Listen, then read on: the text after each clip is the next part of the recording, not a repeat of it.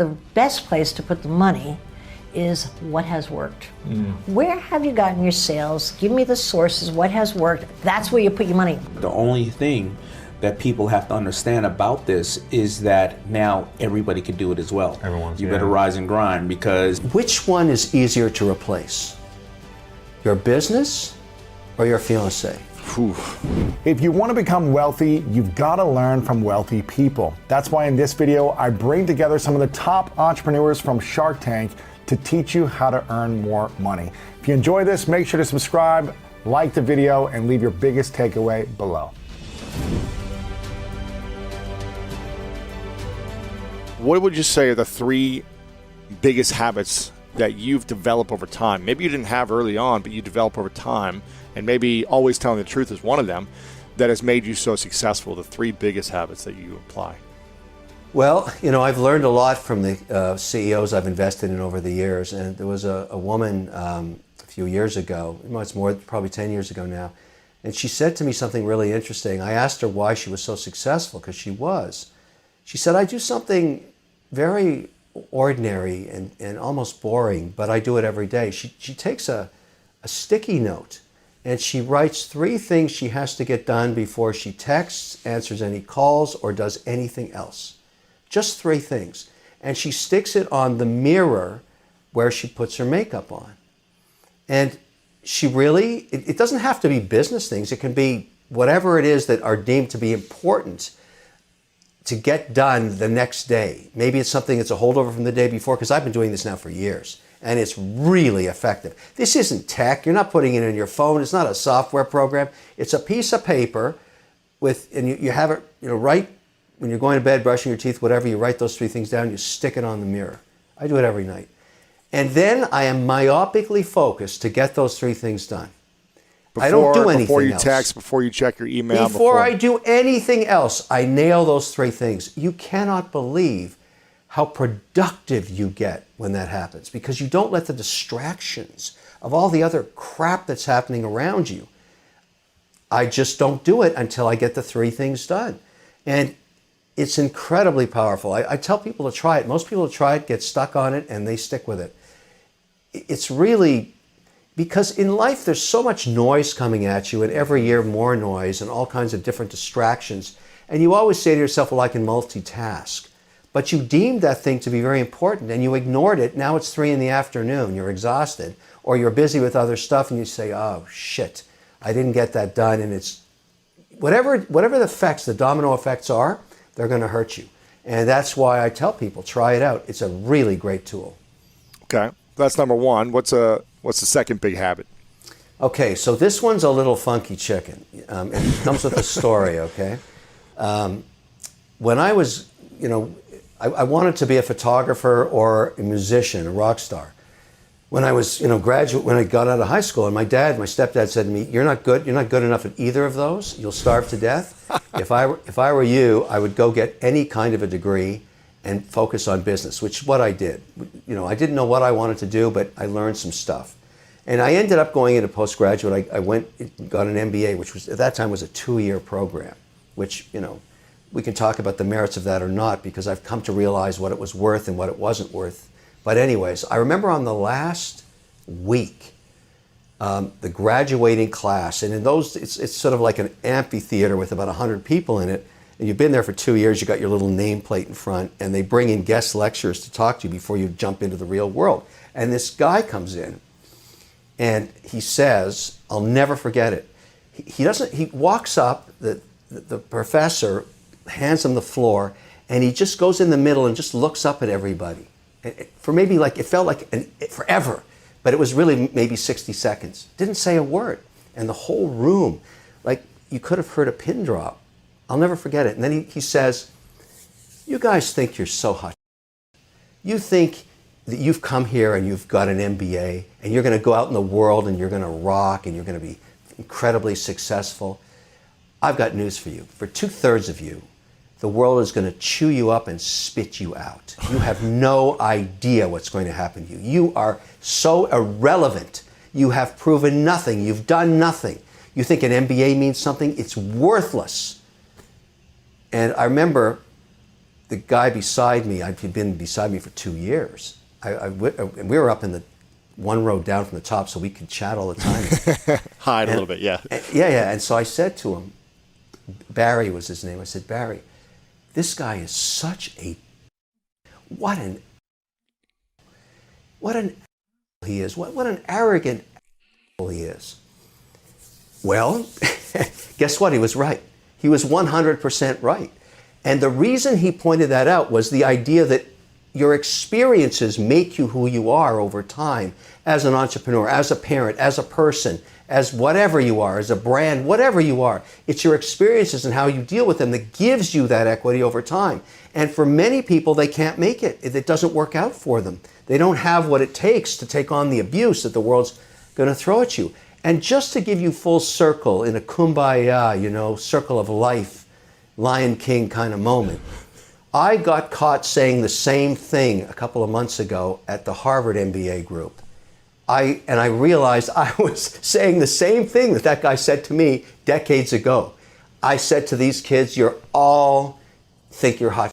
Your Harvard MBAs, you are nothing burgers. You are nothing. And so there you have it. What he really explained was the idea of experience and how you have to listen to your gut to navigate the bombs of your career. And you have to trust it. You have to trust your gut. Every time I've lost dough, every time, and I've lost plenty, luckily I've had more successes than failures, is when I didn't listen to my gut, which is my experience. And I should have, and he was right. He was absolutely right. It was great information, but I couldn't assimilate it because I couldn't put it in context. Now I understand it. So number 2 is you need to build that experience and all the way through, listen to your gut. Even when you're young, your gut will tell you. You'll know when it's right and wrong. And don't go against your intuition. That is actually your radar. That's your DNA speaking to you, figuring out what the next move's going to be. That's a powerful story. Yeah. Did they say the same thing to you in the back of the room and say, what an asshole this guy is when you gave him the speech at Harvard? Yeah, it's Matt Higgins, who was a Get Yeah, Sharp. I know Matt very well, yeah. Yeah, so Matt, he emailed me the next day and said, hey, Kevin, I got to tell you, you're a shit disturber. I mean, but much of the class really enjoyed it, but what he was really saying is you pissed a few people off. Yeah. But, I know Higgins pretty well. We're good friends. And so, he's really savvy at what he does. We wanted to talk about direct-to-consumer branding. And that's what we were doing in that lesson. It was 2 hours. It was great. I'd work with that guy anytime. He's terrific. Yeah, great guy. Great content on LinkedIn he has. He's always sharing that content with me there. And the third habit that makes you very successful? Well, it's you have to make time in your life for your significant other and your family. And it's very hard to do. It's extremely hard to do because this is really speaking more to the entrepreneurial community out there, which is basically a third of people. 1/3 will attempt to take the entrepreneurial journey. It's not a destination, it's a journey. And the challenges of that are very, very difficult, particularly when you're starting out. And I learned this the hard way. And again, I'm going to go to a story of a class that I taught years ago, an evening class. This really sums it up. It tells you how important this is. 3-hour class, 6 to 9. We're almost closing. You know how 10 minutes left. This guy hadn't said a word the whole class. And he finally puts up his hand and he says, listen, Mr. Wonderful, I have a question for you. It's not about the case. What's the case we're doing? I need some advice. I said, okay, you really haven't participated at all. I was kind of a little condescending because I know you kind of know who's engaged in the class, even though it was a huge cohort. I think it was something like 300, 400. I can't remember. It was a lot of people. Anyways, he said, I'm graduating this year. I'm an engineer, and I've developed a cloud-based software enterprise system that helps hedge funds with less than $250 million be compliant. And it's very difficult to stay compliant when you're small. You need 2 and 20 hedge funds. And it was a subscription service. So these guys could use it on a cloud basis.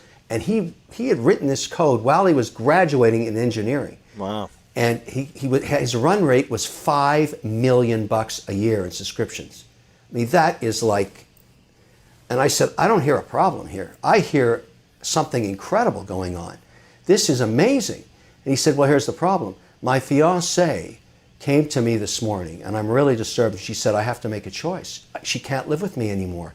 I never attend any of her family's picnics. I never see anybody on weekends. I'm either studying or I'm working on the code. That's all I can do. And I asked her to come over and sleep with me when she can, and we can be together. But I'm just buried in this. And I need to do both. I need to get my graduation in engineering, and I need to keep my customers happy because this is my business. Now, he said, what do I do?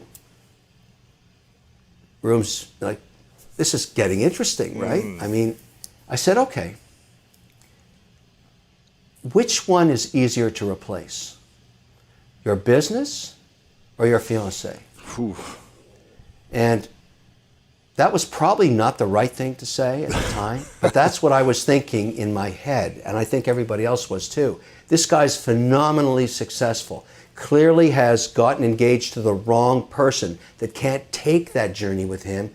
Most likely outcome is divorce after they marry, because he's going to work 25 hours a day, 8 days a week, because he's got a business, he's an entrepreneur. My point is, one of the biggest decisions you're going to make in your life between success and failure as a person is finding that right partner. That, I don't care, who that is. If you're going to take that route, they have to be in sync with who you are. You can't contort yourself to something else. And I think that a lot of people in their 20s really should think this through, because now I told you I'm in the wedding industry. I've got a lot of companies, and I've learned a lot about marriages. The reason marriages fail is not because of infidelity. Any marriage can survive that. I talked about it earlier. But why they fail, why the union breaks up 50% of the time within 5 years, is financial stress. One outspends the other. They're not in sync together. They don't share each other's goals. That's the hardest time in your life. In your 20s, maybe you start a family, whatever you're going to do. The point is, picking that partner is the third thing you either do right or you do wrong. Divorce is incredibly stressful. Many people try it 3-4 times. They're not in sync with their partner. I'm just, this is kind of like a little Dr. Phil-ish in some ways, but I'm telling you, with the CEOs I work with and all the investors I work with, I see stress in people when their relationships are falling apart. And it's devastating. So there's a story, those are the 3 things I care about in giving guidance. And I think everybody knows what I'm talking about and should think about these. What questions should partners be asking each other before they get married around money? How honest should they be? And what if they have a massive disconnect around money, but they have this intimacy and connection and love? Should they, just break up before the wedding? Or what do you think would be the right move to make? So I have given a lot of guidance in this space. In fact, I've written 3 books about it called Men, Women, and Money, Men, Women, and Children. It's all kinds of advice about family. But here's how the journey works. You meet somebody. It's a great first date. You have a second date. It's even better. Okay? By the time you're having your third date, the only reason you're having your third date is both of you are very interested in each other. Mm-hmm. And that is the time to start talking about the future. I know that sounds corny. And the third date. I understand it. Third date, if you're just hooking up for hooking up, I get it. You don't have to worry about this. But if you're actually stopping seeing anybody else and you're on your third date with somebody you've met and they've done the same thing and you're being honest with each other, something's going on, okay? Now it's time to start doing a little due diligence, because this is going to get serious. By the 4th date, and you're not seeing anybody else and you're talking about, doing whatever you're going to do together, it's a big deal. And you have to understand a little bit about where their heads are at. Number 1 is, talk about family. Do you want to have one? I mean, it's a question. Some people don't. You got to know that up front. You make a decision about it. Or can you have one? It's a discussion you got to have. Tough discussion. Again, staying honest. Number 2, what are your goals? How do you see yourself in 10 years? Are you at home? Are you working? Or would you be raising kids? I know this sounds corny, but believe me, women want that question and men want it too. Mm-hmm. If you're on your 4th date, they're dying to get into this because they're starting to really invest their time in what they think they're going to be. Anybody in your family bankrupt? Tough question. Ooh. Tough question. Have you ever been bankrupt?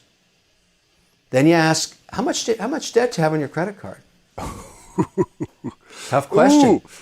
Do you pay off your credit card every month? Oh my And then they say, why are you asking me that? And if they say, why are you asking me this question? You say, why can't you answer that? Ooh. What makes you feel uncomfortable about this question? Yeah. Well, what I really worry that the reason, you've got to be in sync with here's the thing about marriage, about getting together, whether you get married or not, or whoever your significant other is. If those are aligned, if you have an understanding of each other that is in sync, that union could last 50 years.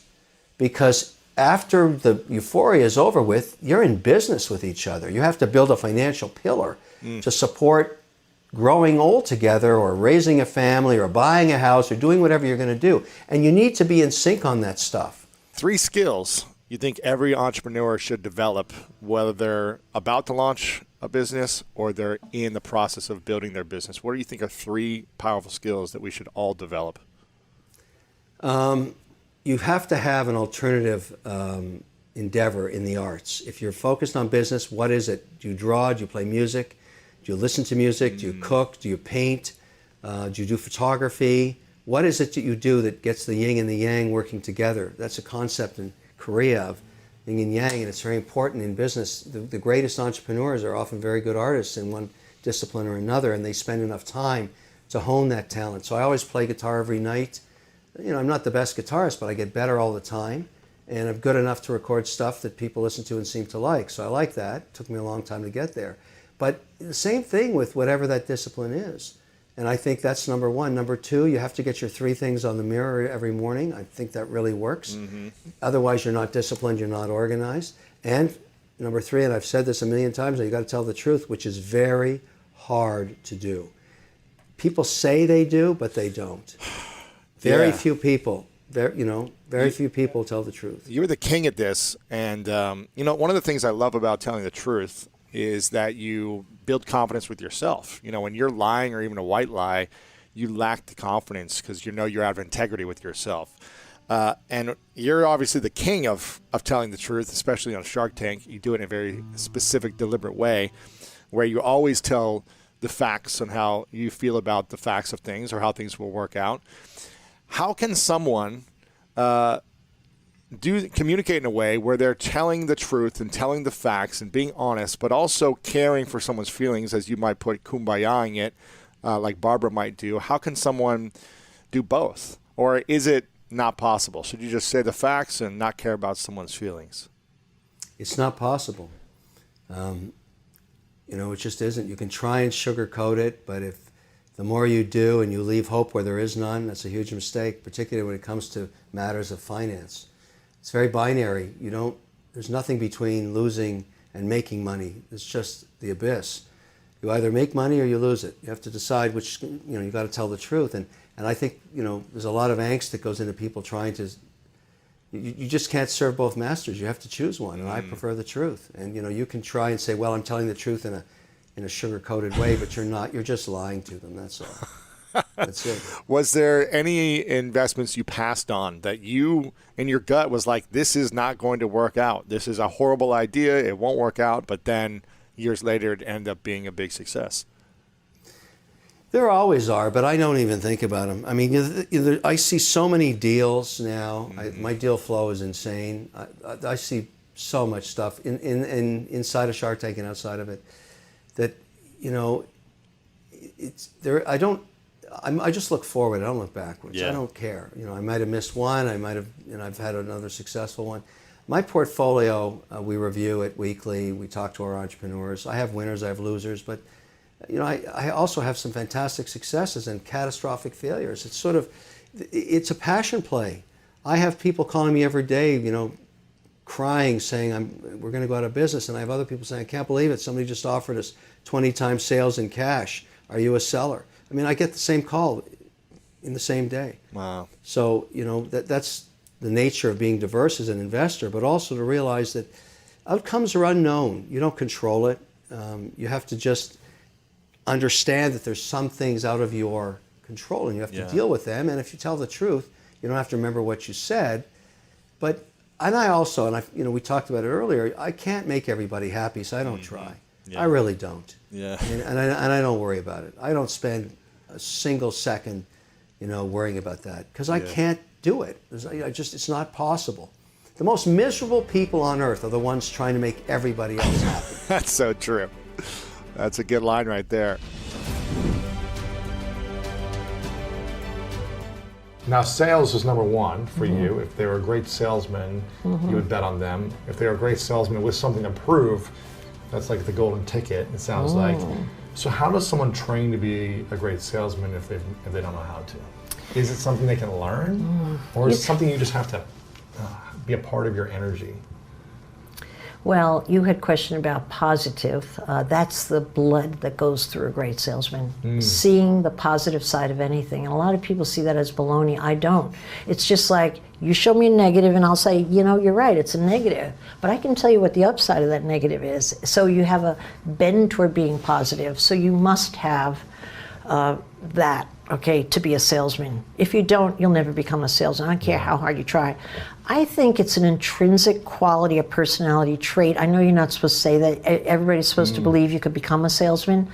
I think if you're inclined to be outgoing and positive, you can become a better salesperson. But the real phenomenal salespeople that I have worked with, and I've made my living my whole life in different venues with phenomenal salespeople, I am telling you, they come out of the gate, maybe not out of the womb, but they come out of the adolescent gate as salespeople. It's very hard to teach that. It's an artistic gift to be able to sell really well, because think of how complicated it is. You have to read the situation accurately. You have to read the person and think of how you could use them in the way that they want to use themselves and thank you in a thank you note 12 hours later thinking it was their idea. That's a complicated little thing, right? And you need to think of how that person could be used for your long-term goal or the picture you want to create. So that's very complicated math in the head.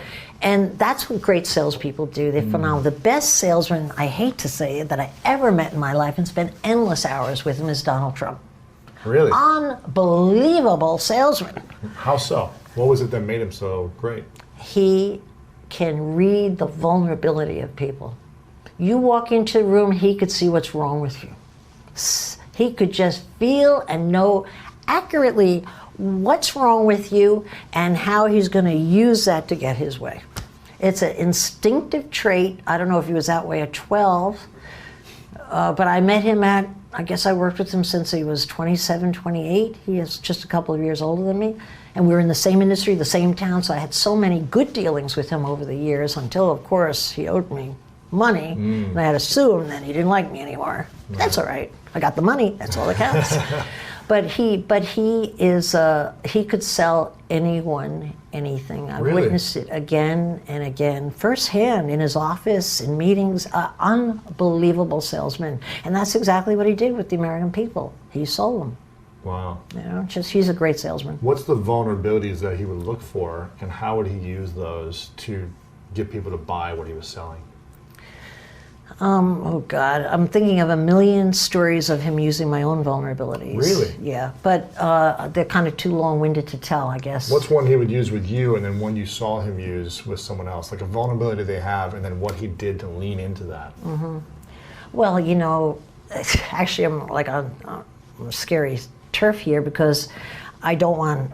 I've been sued by him, and he's relentless. Okay. Yeah, so but let me just do it in a positive way. Okay, my most positive self. Yeah. So, for example, I saw him. Maybe a silly example, but I saw him interviewing huge ad agencies in New York for an advertising campaign, done all the time by large developers, right?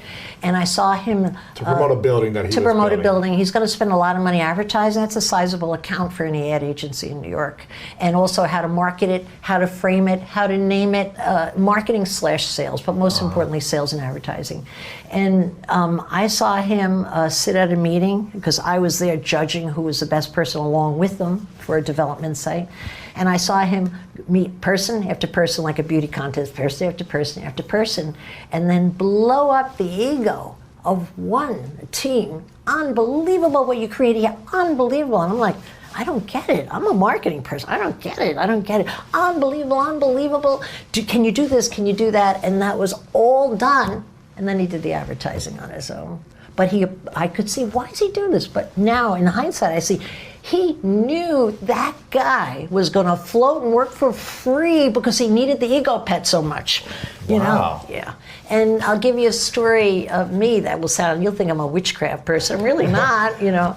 But I had a situation where my husband was a Navy captain and was sinking tanks along the East Coast, and Donald had just bought Mar-a-Lago, and there were erosion issues. So my husband said to me, why don't you call Donald Trump and ask him if he wants me to sink those tanks in there? And I'll do it right along his coast, courtesy of the U.S. Navy. We need the exercise. I got the tanks. I said, I'm not going to ask him for anything. He said, no, it's a favor. I'm not asking for anything. He's not the kind of man I want to owe anything to. No, thank you, Bill. My husband badgered me. Finally, I wrote a note saying, just on the off chance you're interested. Cowardly way to do it. I'm writing him a note. I saw the man all the time. Just on the off chance you're interested. I thought maybe I rewrote it, because I didn't want it to look like a favor. I was careful. Okay, my danger gene. Sent him the note. Got hired for a big job. We were at a big board meeting with like 30 people there. Every captain of the industry of the different trades was there. He's building me up for weeks. Barbara. And then he decided he got out of me what he needed, and he said, did I ever tell you guys about the time Barbara wrote the note? I'm like sitting there going, no. He goes, yep. She was so afraid to ask me. Wow. That she must have written the note. How many times, Barbara? 4 or 5 times. No way. I was like, I thought I was in some kind of a horror movie. Everybody's looking at me. She writes a note. She's afraid of you. Only the week before, I was amazing. He was done with me. I knew it. Didn't want to pay the commission.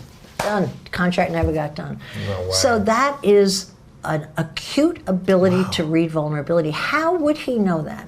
To this day, I'm like, but I saw him do that over and over. Yeah. Wow. Yeah. Do you know, when I was selling real estate, I could always pick up between the lines between what people said they would buy and what they'd actually buy. So they'd say they wanted a terrace. Had to have a terrace. They were leaving for the terrace. And I knew as sure as I knew my name that they weren't going to buy a terrace, that I was going to sell them instead on a view apartment in a new building versus a terrace in an old building that they wanted. Because what they were really looking for was charisma. That's an ability to read people, okay, and be able to substitute. So that's another version of that, but on the negative side. Wow. Does that make sense? You did it in a positive way. Yeah. Yeah, I could have done a negative way if I had that ability. I didn't. Sure. Wow. You know? Yeah. Weird story, right? I'm so sorry you had me tell it, because I don't like to talk about Mr. Trump. Yeah, it's okay. Don't let this one out. Edit this out. It's okay. It's okay. Wow. So how did you see this with people then, where you could shift what they wanted to something that you could still sell them in a positive way? Like you said, they wanted the terrace, but I knew they just wanted charisma. Like, how do you spot that personally when you're selling a home or something else? I think most of us, if we listen well, could sense it. I think what it is, it's all in the delivery. You know, first of all, very often you're selling couples or a single person, and you have time to chat. If you get below the person's skin and kind of figure out what kind of person you are, very often you know better than they know what's going to make them happy. They could be repeating what their peer said they should have, or the way they, you know, you don't know where it comes from, but get to know them and you could reach your own conclusion. So I really found that the old slogan, buyers are liars, is really true. Wow. They don't mean to lie, but what you've really got to do is, in any sales situation, really get into the person, ask a lot of questions, and try it. Like if you, after you were visiting with someone, trying to sell them something, someone said, what do they like?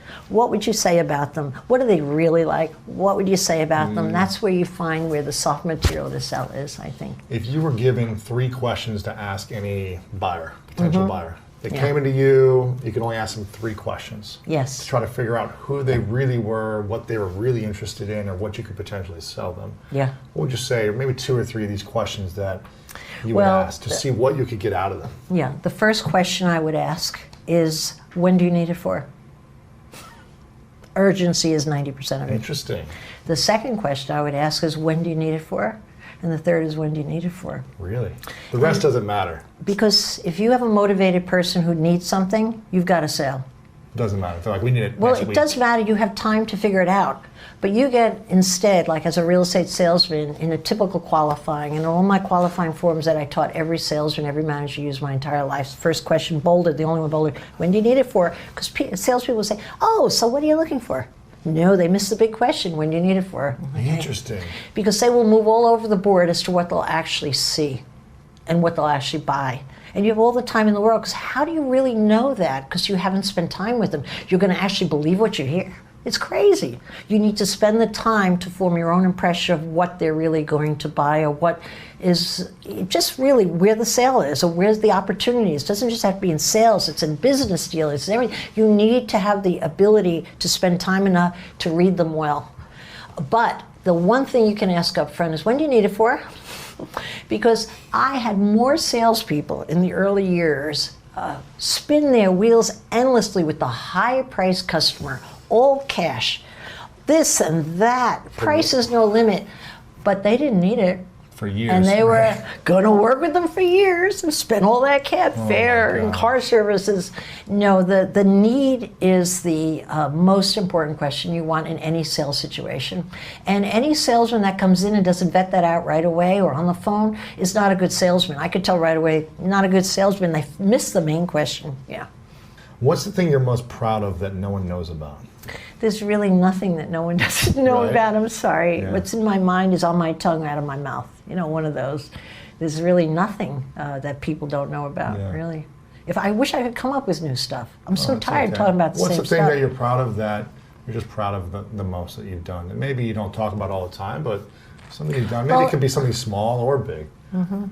Well, two things came to mind, big and small, so I'll give you both. Small, but somehow feels so big in my life, is when I first got my first profit for running the Corcoran Group, and I never made any profit year in year. And I was putting that cash back down long before I even had it in my hands. I was always reinvesting, because I wanted to see how far I could go. But in those years when I finally got my first profit, I had about $48,000 or maybe 40 some odd $1,000. I could see, what? We're going to actually have a profit? How did that happen? And I bought my mother and father a brand new car each. I bought my mother a bright blue Pontiac convertible, because she always wanted, blue's her favorite color, she always wanted a convertible her whole life. And I got my father a, what do you call those big ass cars that everybody likes? They float SUV, around. A Suburban, a No, truck. earlier than this, you know, all the drivers you hire, they in the old days they had those big cars with the big Yeah. backs. That one of the Lincoln Lincoln, yeah, Okay. not a Continental, Lincoln. Okay. And I had my Uncle Richie and his friend drive it out to Florida and deliver it. Wow. I remember at the time they were so much in disbelief, because we always had a clunky old car with all the kids stuffed in the back. It was always, and all of us learned how to drive. We were always crashing that poor car. How my dad put up with it through store windows. We were like, each kid was learning, it got more dense. But I remember that day, and I'm so happy I thought of it in the moment, because it's bad when you miss these moments. I remember thinking, I'll never feel more satisfaction or richer than I feel in this moment. And it's not that I wish it upon myself, but you know, that's exactly been the truth. I've never felt as rich again, or as endowed, or as lucky, or as fulfilled ever again as that moment, you see? And so that was that, okay. Sure. And so I small wouldn't and say big. proud of, that was the Yeah. most satisfying Wow. and such, oh my God, Wow. okay. That's cool. The most overreaching thing I'm most proud about is I proved Sister Stella Marie wrong. I still hate that bitch. She was a nun from hell, and I later learned out that she was buried in the nun yard and that she had a drinking problem. I wish someone had told me that as a kid, that she had a drinking problem. Who knew that nuns drank? Other Wow, than Sunday, I right? didn't know. I didn't know either. Okay. And of course, we were raised by nuns in our Catholic school, and they were all great except for the one I had, Sister Stella Marie. So I'm so proud that that her messaging to me that I'd always be stupid, just because I couldn't read, that I didn't let that determine my life, because I had a hard time getting over that, you know, and I had the help. My mother told me I was a genius, so that helps a lot, you know, having somebody on the other side. Sure. But the idea that I've proven again and again, and now it's a weird thing, I'm kind of very thankful to her, because I think because of her I tried so hard. Yeah. Do you know? So really, if she was kind of like a early version of Ramon Simone, you know, yeah, she played that role, and I'm so thankful that I got over that. Mostly because not only have I had success as a result of it, but mostly because I keep that message going out to all these dumb kids at school. It's such a sad thing that kids are defined by how they do in school, and yet most successful people I know who built their own stuff weren't good in school. That's been an MO I see. So I feel like I'm lucky to be around to keep getting that message out, you know? Yeah. You said most successful entrepreneurs have a lower IQ or average IQ, right? Yes, well, I don't really know that. But what I mean, they're street smart, they're not book they're smart. street smart, not book smart. But what I really mean by that is that, you know, that rejection card is a big kahuna in building anything in life, not just business.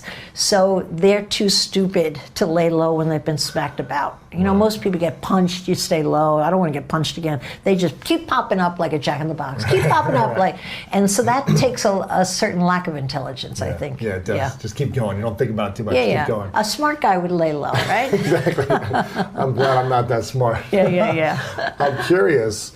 You talked about the first year you made a profit, $40,000. I think you said 47, I think it was. 47,562. Well, I don't know about that part. Yeah. If someone is an entrepreneur right now, let's just say they had their biggest year ever and they had a bunch of extra cash later on. They're just like, wow, we finally made some money, an extra $100,000, an extra $300,000, whatever it is, $1 million. What should they do with that extra money? How should they reinvest it to continue to grow? Two things I thought of right away. Number one, they shouldn't have that money. Okay? If you're really serious about building a business, you're putting the pedal to the metal, you're spending the money and putting the bets down long before it comes in. So the idea, like I made a mistake that one year I had a profit. Shame on me. I mean, I made something good of it, of course. But you should really have any money coming in over aggressively, targeted towards something that you do well. And I think the best place to put the money, and I work with my entrepreneurs all the time on this, and they're not so inclined. Most people want to put the money in on a new idea, a new version, or a new this. No, the best place to put the money is what has worked. Where have you gotten your sales? Give me the sources, what has worked. That's where you put your money, all in. Pile it up until it stopped working, then you move to something else. But people don't do that. People always like the new stuff, like, oh, but if we hire a PR company, you know, we'll really get, no, the trade show has produced 80% of your money. Right. You know. Showing up and building those relationships yourself, yeah. Whatever has worked for you before, keep repeating, and I just think the money shouldn't be there in the first place.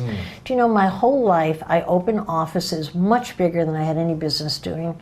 If the minute I had sales in a company and started seeing that we were doing well and I started smelling a profit, like we might get a profit, this thing might really start kicking in, I was out looking for office space. And if I thought I needed 18 desks, I go out looking for 36. Wow. And I plunk the money down, because I found that when you threw the money onto your bet in advance, you find a way to make it work. If you wait till the time is right, wait till you have the profit, guess what? There's a smarter guy out there that's already put the money in your competitor and he's already ahead of you.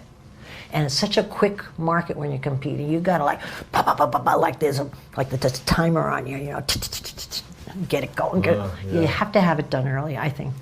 So invest it back in a thing that's worked before for you until it doesn't work anymore. And more than you think you could handle. Because human beings who are talented, especially entrepreneurs, are remarkable on making things work when the gun's against their head and they're under fire.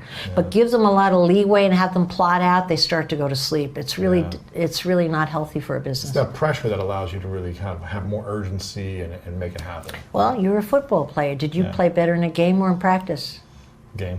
Yeah, same difference, same old thing. Yeah. Okay, so you said that was the first thing. You said there was two things potentially. Did I? What was your question again? I said if you had a lot of cash left over from the year, you just had extra $100,000, $1 million, whatever it may be in your business, what would you do with that money? Okay, I actually answered your question. I meant to say it better. So the two things that I wanted to say was you shouldn't have the money, it should be spent way in advance. And the second thing is spend it on stuff that's worked before.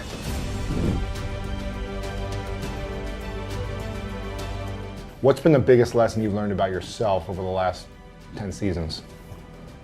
That I think the biggest lesson I've learned about myself over the last 10 seasons is that I don't know enough.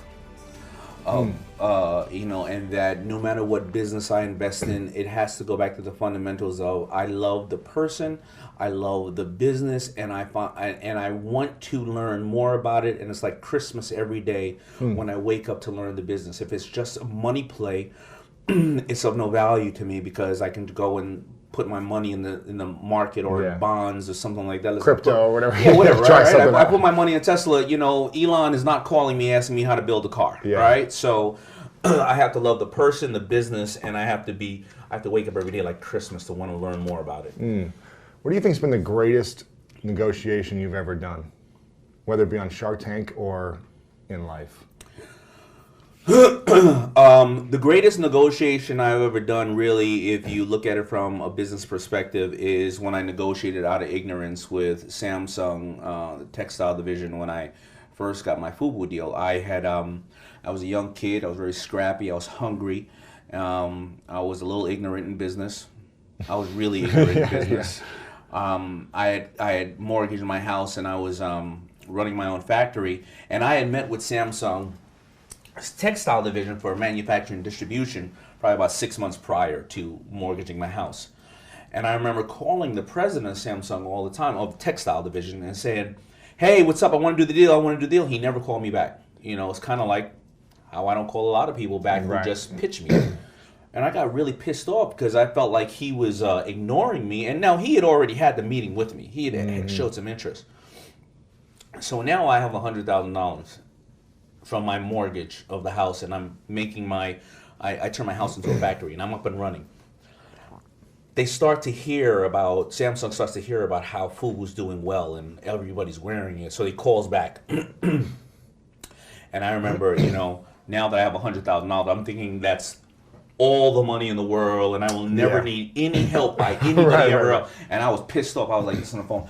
Man, you're so full of, you know, shit, you know, why didn't you call me back? I was taking it real, you know, emotional, right? Yeah. And I was like, the deal I better have is this deal, this deal, this, and they said, no problem, just come on in, because they had offered me a deal that was, you know, it was standard, but because they saw that I grew, and I had this ego, like, I don't want you anymore, I don't need you, I negotiated out of ignorance, and it was my best deal ever. I would never do that today. You negotiated out of the deal, right? I negotiated out of ignorance, saying I got the best deal ever. Oh, wow. Gotcha. But as I know myself now, and I turn around, I was out of that $100,000 in almost a month later, right? Because I was paying for raw goods 90 days ahead of time. I was paying for my salary and staff, and I was giving my stores terms, 60, 90-day terms. And I would have lost my house and the business and everything else. And thank God I did that deal. But it was out of ignorance that I did the deal. Right. And I guess everybody always says, do you believe in luck? And I say no, I don't believe in luck. But maybe I should. Now that you asked that question, and nobody ever asked me. Yeah. Maybe that was a little bit of luck. It was a little bit, yeah. Ignorance, luck. Yeah. Yeah. Timing, everything. Yeah. Now, you said you have a couple daughters, right? How many? I do. I have 3 daughters. 3 daughters. A 24-year-old, a 19-year-old, and this really, really nasty and aggressive 2-year-old. Wow. Yeah, she's vicious. Wow. She's a hard negotiator. Now, when you had your first daughter, did you feel like your views of business shifted, or the way that you worked shifted? Did you start working harder, more balanced, less, or did everything stay the same? My first 2 daughters in my first marriage, I worked 30 hours a day because I said to myself, how am I ever going to be able to take care of these three humans? And now my life is no longer about me. It's about providing every single thing I can to them, getting them to have a place they can live that is safe for them, and education and medical and things of that nature, and and I would die for them. So I didn't have a life at that point, and FUBU was just starting, and I never knew that FUBU, I never thought that FUBU would be anything larger than a boutique for my 4 friends and I to work out of. And I was like, this is my shot at the big time. I'm not going to let anybody stop me. And I really kind of mentally said to myself, I'll get to know my daughters when they're 10 or 15 years old, because there is no time now. I have to be in Asia for 6 months at a time. I have to be doing this and that. And I really kind of mentally said to myself, I'll get to know my daughters when they're 10 or 15 years old, because there is no time now. I have to be in Asia for 6 months at a time. I have to be doing this and that. And I really kind of mentally said to myself, I'll get to know my daughters when they're 10 or 15 years old, because there is no time now. I have to be in Asia for 6 months at a time. I have to be doing this and that. and I questioned if it was the smartest move to do, but I said to myself, you know what? If I was a sanitation worker, I would still, or nothing wrong with that, but if I worked Right. a city job, I would still work every get extra money. every overtime I could, because I need to be able to provide for them. Yeah. And now, I have my beautiful little 2-year-old, and it's a different way of life now. Now, and going back to this, as we'll talk about the book, Rise and Grind, now my theory is how much love can I give to this little being? Really? Yeah, because it has changed. Now my life, obviously, I am in a better place, Right. and I have the opportunity to be able to give as much love as I can to her. Not that I don't give as much love as I can to my other daughters. Right. They're my driving force as well. Right. So do you feel like you have a little bit more balance now? Even though you're working just as hard, but you feel like you take that time to... I do, but that's exactly how the theory for the book came around. Because I don't see you slowing down, really, in Right. business. So what was happening was, I looked at it and I said, I'm going on 9 years of Shark Tank. I have hundreds of companies I work with and or deal with, and I'm investing in a bunch of them. I have a new 2-year-old. I have work-life balance. I want to get home to my lady. I want to do the things I love to do: fish, or archery, or whatever, snowboard. Or I'm really good on the board, baby. But I want to do all those things. Yeah. How do I do it? And I went and I would go in to speak to other people that I respect, and I would say, what's the tricks or the techniques you do to have work-life balance? They all told me the same exact thing, but in different forms. And I started to notice that I can improve in certain areas. Again, like you and I were talking, I don't know if it was on camera or off camera, Yeah. but there is no one area of success or mastery you get to and you go, I'm done, right? You can be somebody who's a master at jiu-jitsu or karate or something like that, and at 40 years old or 25 years old, you're a certain master, but at 80 years old, you don't have the same muscle retention or the same speed, so you have to learn to Right. master it a different way. Kind of like when Ali came out of jail and they had stripped him of his prime, he had to learn the rope-a-dope to beat George Foreman, and he had to fight a different way. You can't just sit in the pocket and just grind it all day. Yeah, you gotta- can't do that, right? So I had to start figuring out how to master my grind today, because the Damon John at 48 years old is not the grind that the Damon John at 28 years old had, and I learned all these techniques from the book and from asking these people. So what were the big things that people taught you then about this? How to navigate? Well, this. so the theory in the book is I study these 15 subjects in there, and they have success from all various ways of life, whether it's Santana or Tyler, the Creator, the Grammy Award-winning kid, or our buddy Kyle Maynard, who Army crawled Mount Yeah. Kilimanjaro He's a with no machine. arms and no legs, right? He's one of the most inspiring guys ever. He is. I mean, he Unbelievable. made me feel like an absolute loser, right? And they Yeah. all told me the same thing, but they told me in different ways and different formulas. And what I found, what I really to take away, the takeaway is that everybody is extremely selfish. All successful people are extremely selfish in a very good way. Like Chris Sacco always says, and a lot of these people here will not answer any emails for the first hour of the day, because they believe that you give up all your power if you're answering everybody else's problems when you wake up. They'll send out emails, and like Chris Sacco always says, his his inbox is his defense, his outbox is his offense. They won't look at Instagram when they first wake up or anything else, because they don't want to hear about how everybody else on the gram is looking beautiful, they're shorter, skinnier, whatever. They all got problems, right? And Right. before you know, then they'll take care of their health in some fashion or form, eat a great piece of nutrition and put adrenaline in their body. They'll schedule time with their families, where most people will say it's so cold. I'm not going to schedule when I'm going to call my mother and tell her I love her, or take my daughter out on a little date, daddy and daughter date. But you know what? You'll never get to that if you don't do it, right? You'll schedule everything else and be on time for everybody else in the world. That you'll be on time for when the train runs. You'll be on time for when the boss wants a meeting. You'll be on time for your friends to go to dinner, but you won't be on time for your family. And before you know it, they're 20 years old and you don't even know your kids anymore, your wife and yourself, or your husband. You don't have the same interests anymore.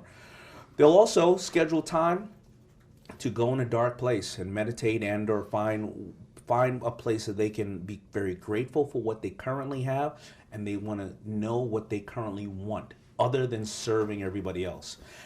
And in the act of doing all these things, they become more proficient and also more beneficial for everybody else. They're a better person, they're on time, and they have their faith, and they have everything else.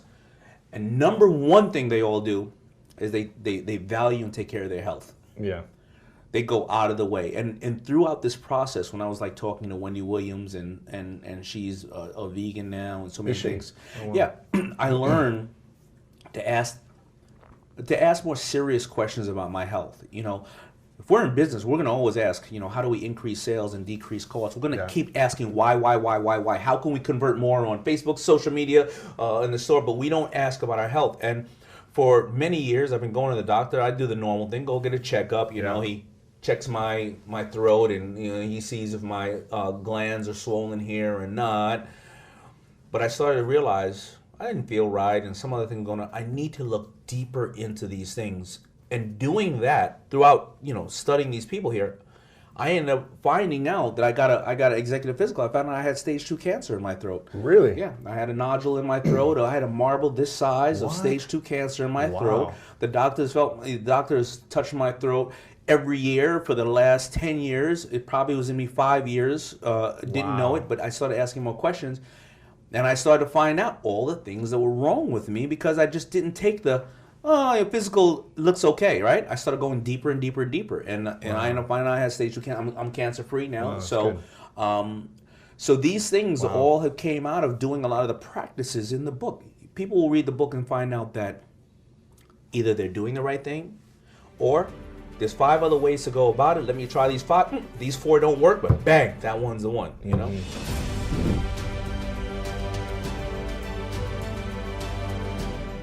I always tell Figured people it out. what you don't know can be your greatest asset if you let it, because it ensures you're going to do it differently. Absolutely. And when I landed Neiman Marcus, all these people came up to me and said, I have been doing this for 7 years, 10 years, 5 years. How did you land Neiman Marcus? And I said, I called them. And they just looked at me and I was like, why? What do you do? They're like, well, I go to trade shows and I set up my booth and I'm waiting for the Neiman Marcus buyer to come by. And we've been doing it every year for 7 years. I didn't even know there were trade shows. Wow. So sometimes just not knowing how it's supposed to be done. You have to have the courage, though, to say, even though I wasn't trained in this, because a lot of people think, well, I didn't go to school for this, so how could I possibly know? But you know, it's inside of you. Yeah. And you were willing to be creative and risk, failure in a way that most people aren't. You put yourself out there in a major way, and you said, hey, come to the bathroom with me. Right. And I'm not going to do anything weird. Yeah. It's amazing. It's an incredible story. My dad used to encourage me to fail. So at the dinner table growing up, he would ask my brother and me what we failed at that week. Wow. And if we didn't have something to tell him, he'd be disappointed. And I vividly remember being a little girl and saying, I tried out for this, Dad, and I was horrible. And he would high five me. And he'd go, way to go. Wow. So he was reframing my definition of failure. So failure for me became about not trying, not the outcome. For those that don't know Spanx, can you share how it all started so we have an understanding of what it is and how you got into it? Absolutely. It actually started with my own butt because I couldn't figure out what to wear under white pants. And I'm sure you've had this problem when you're getting dressed. All the time. So what ended up happening was there was, our undergarment options were no good. There was underwear that left a panty line, and then there was the girdle that was way too thick and heavy. And so then they came out with the thong, which just put underwear exactly where we've been trying to get it out of. So that did not help at all. Yeah. And so Spanx was born out of just being a frustrated consumer. I wanted to wear my clothes. I wanted a smooth canvas. I didn't want to see lines or any kind of things going on underneath. So by taking the hosiery material, which was meant to be seen on the leg until Spanx sort of looked at it with a different lens and said, no, I want the hosiery material to actually be what I create the undergarment out of. And it was wild trying to convince the hosiery manufacturers to help me make this product with that in mind, because for so many years they'd been using the material to be seen on the leg. Right. And I said, no, it's the perfect material to create the perfect canvas for women under our clothes. And it opened up my wardrobe. It opened up so many other women's wardrobe. We could start wearing colors we didn't feel comfortable wearing. And the models get airbrushed. We get Spanx. There you go. There you go. I love it. And when was this? What year was this? This was in, I cut the feet out of my pantyhose in 1998. Wow. Yes, I was Is it 27. 18 years ago? Am I doing my math right? Yes, I was 27. And then I spent the next 2 years getting it made. I worked at night and on the weekends on the idea while I was selling fax machines door to door. And then the company was launched in 2000 when I was 29. Wow. Yeah. Selling fax machines door to door. Where were you living? In Clearwater, Florida, Okay. where I grew up, Fax machines. on Clearwater Beach. Are there even Yes. fax machines anymore around? No, I mean, thank God I'm not still doing that. I don't know what would have happened. There are no more fax machines. Just like no one watches the movie Airplane anymore. I'm just kidding. I cannot believe. I need to know: is he the only one on the planet who's not seen the movie Airplane? I was quoting Airplane as soon as I put the headset on. I'm like, Stryker, you're too low. You're too low, and you just stared at me like, what is she I talking apologize. about? That's Yeah. okay. So, how long were you selling the fax machines? I sold the fax machines door to door for 7 years. 7 years. Yes, I know. And before that, I wanted to be a lawyer, but I failed the LSAT not once, but twice. And You wanted to be a lawyer. Like, that was your I dream. wanted to be a lawyer. I was like, I'm going to be a lawyer. My dad was a trial attorney. I used to watch him in court when I was a little girl. And I'm a terrible test taker. And so I am the worst test Are you the taker. worst test taker? I was in I'm the bottom so bad. 4 of my grade, my class, all through high school because I could not take tests. And I always felt like the dumbest kid in the world. doesn't that suck? I And mean, it was like the most insecure feeling. Yeah. And we had rankings on our grade cards. So I knew exactly how dumb I was. oh no. Always in the bottom 4. It was miserable. But Yeah. test taking. Why is it so hard, test taking? I don't know. I have trouble reading and comprehending. Me too. I really do. Like Those SRAs, are you too young for SRAs? What's you know SRA okay, stand for? forget it. What's oh it my stand gosh. for? I don't know. But everybody in school used to have to take the SRAs, and I would read the paragraph and I remember vividly reading it, and halfway through I'd be like, remember what I'm reading, remember what I'm reading, remember what I'm reading. And I looked at those 4 questions at the bottom and be like, I don't know what I read. So I'd go back up and start over again. You're speaking, this is my life. Really? And I would just like make stuff up constantly. Whenever I had to comprehend, I would just read the same page over and over, and I'd be daydreaming so much that I couldn't remember it as well. I either Wow. made stuff up or I sat next to Christina. And She just was, cheated. yeah, she was so smart. I was the king. My best friend growing up, she ended up going to Dartmouth and was like Right. valedictorian or something. I'm like, I'll just sit next to Christina. Did you have Scantrons? Do you remember that? No, I'm okay. You're See, a little you bit can't ahead. remember. Was that? Scantrons. We were doing things with a number 2 pencil. Yeah, I and did that bubbles. too. Yes. What's a Scantron? The Scantron is like multiple choice. It's like a long sheet with a multiple choice, all multiple choice. Did you have that? Multiple choice where you had to fill in the bubbles? Yes. Yeah. Okay, that's Scantron. And when you skipped a bubble, and then time's almost out, and you realize you've just done all the wrong bubbles Yes, on the whole page, exactly. and you're like, no. Exactly. But I'm on the same You're page. bringing up a lot I of. used to- I'm remembering all this. I used to cheat because I couldn't comprehend, so I would have incredible vision. I would be like this, but I could see through and like You see all would this sit like that. That's a dead just sit like giveaway. this. Like any Oh, kid in the just go like class this. like this, just you knew that they were Hey, cheating. No one ever caught me, so All right. it's well, how I got through school was cheating. I could not have made it through class without it. Christina. You had your girl. That's hilarious. So you were a Christina. cheater as well. Well, I'm just saying, Christina Hey. sat next to me. Okay. You were an innovator. I was you're being creative. resourceful. Exactly. I like it. I was being really resourceful. But So you wanted to be a lawyer, but it didn't work I out. wanted to be a lawyer. I failed the LSAT not once, twice. So then instead of going to law school, I drove to Disney World and tried out to be goofy.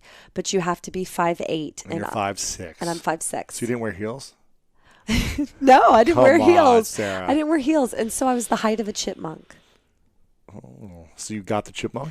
I got the chipmunk part, but I didn't end up doing it. I put people on rides in a brown polyester spacesuit at the World of Motion and Horizons at Epcot. Epcot Center. And I would see people that I hadn't seen in a while and Come through. yeah, I'm walking on the moving sidewalk, putting people on rides, way. and they'd go, "Hey, Blakely, is that you?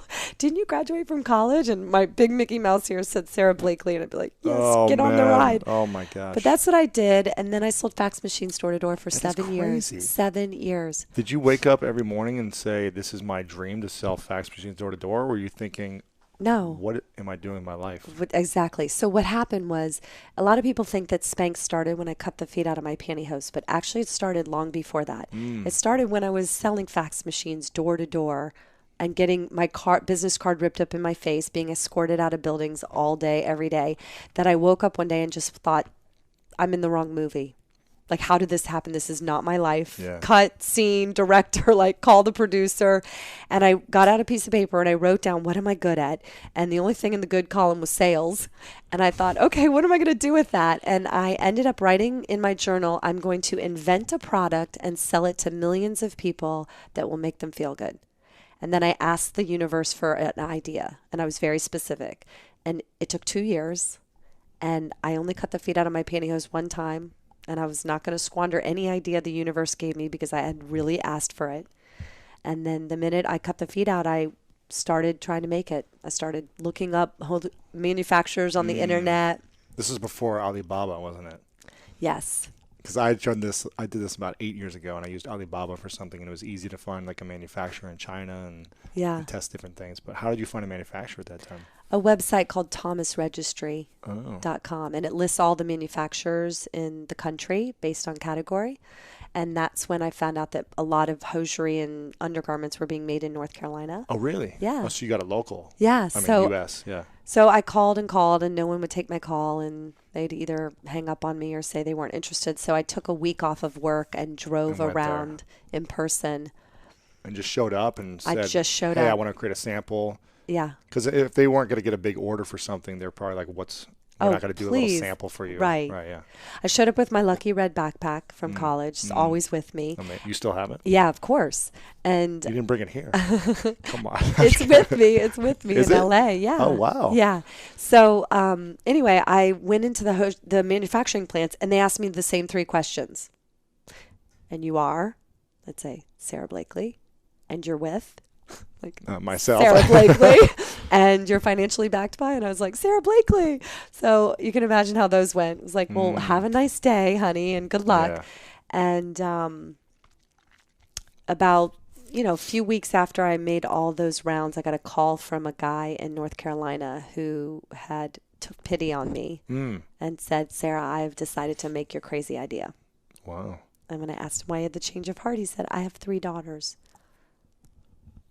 Wow. Yeah, so he ran the idea by them, and they're like, Dad, that sounds interesting. You got to give that girl a chance.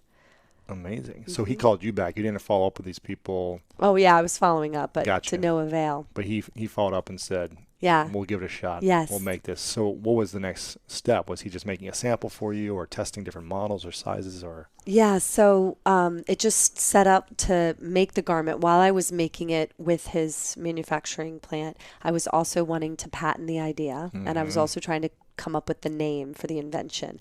So I was doing those 3 things simultaneously, driving up on the weekends and working with Ted in the back of the manufacturing plant that I'd become very close with. And Driving to North Carolina from Florida. no, from Atlanta. I was living in Atlanta at the time. What's that, about 8-hour drive, 6-hour drive? About 4.5, 5. Oh, it's not bad. Okay. Yeah, it's not Okay. bad. And so anyway, Ted became my buddy, and I went to get it patented, but all the patent lawyers wanted between $3,000 and $5,000, and I had $5,000 set aside to do this. That's it, yeah. So I wrote my own patent. I went to Barnes & Noble. No way. And I bought a book called Patents and Trademarks. And I wrote the patent, and then I called one of the patent lawyers that was the nicest to me and said, please, please, please, will you write the claims over the weekend for a discounted price? I've done all the other rest of the patent. Yeah. The legwork you'd done. Yeah. You just kind of needed to button it up and Yeah, he needed to do sign it off the or whatever. legal part. And so he did. He actually admitted to me that when I came to visit him, he thought I'd been sent by Candid Camera. Which, let me put it in your I words. know Candid Camera. I know. He thought he was being punked. Of course. Of course. Wow. Yeah, he thought he was being punked, okay? And he thought... Where's Ashton? Where's Ashton? Yeah, exactly. He thought that his friends were playing a joke on him. No way. Yeah, he goes... Who's this girl? He goes, Like- Sarah, I mean, like, you're not the typical person who walks in Yeah, the door yeah. saying, I've got a product and I want to patent it. Wow. So anyway, he did that. Then at the same time, I'm trying to think of the name. I had horrible names written on scrap pieces of paper all over the place, in my apartment, in my car, in rental cars, on the back of like Avis agreements. And you want to hear how bad the runner-up name to Spanx was? Yeah. Open-toed Delilah's. No way. Yes. I cannot believe that was even an option. It was a runner-up. Like, how bad is that? Open-toed Delilah? I so wouldn't be sitting here with you right now if I What? named it that. That is the horrible. Yeah, It's a so horrible bad. brand. Wow. Yes. Okay. So anyway, okay. So What does Spanx stand for? well, it's all about the butt. And it makes your mind wander a little bit. Nobody ever forgets it. I had no money to advertise. It was risky. It was fun. At the time, listen, now it's become a household name. But when I first invented it, I would call people and say, "Hi, I'm Sarah from Spanx," and they would hang up.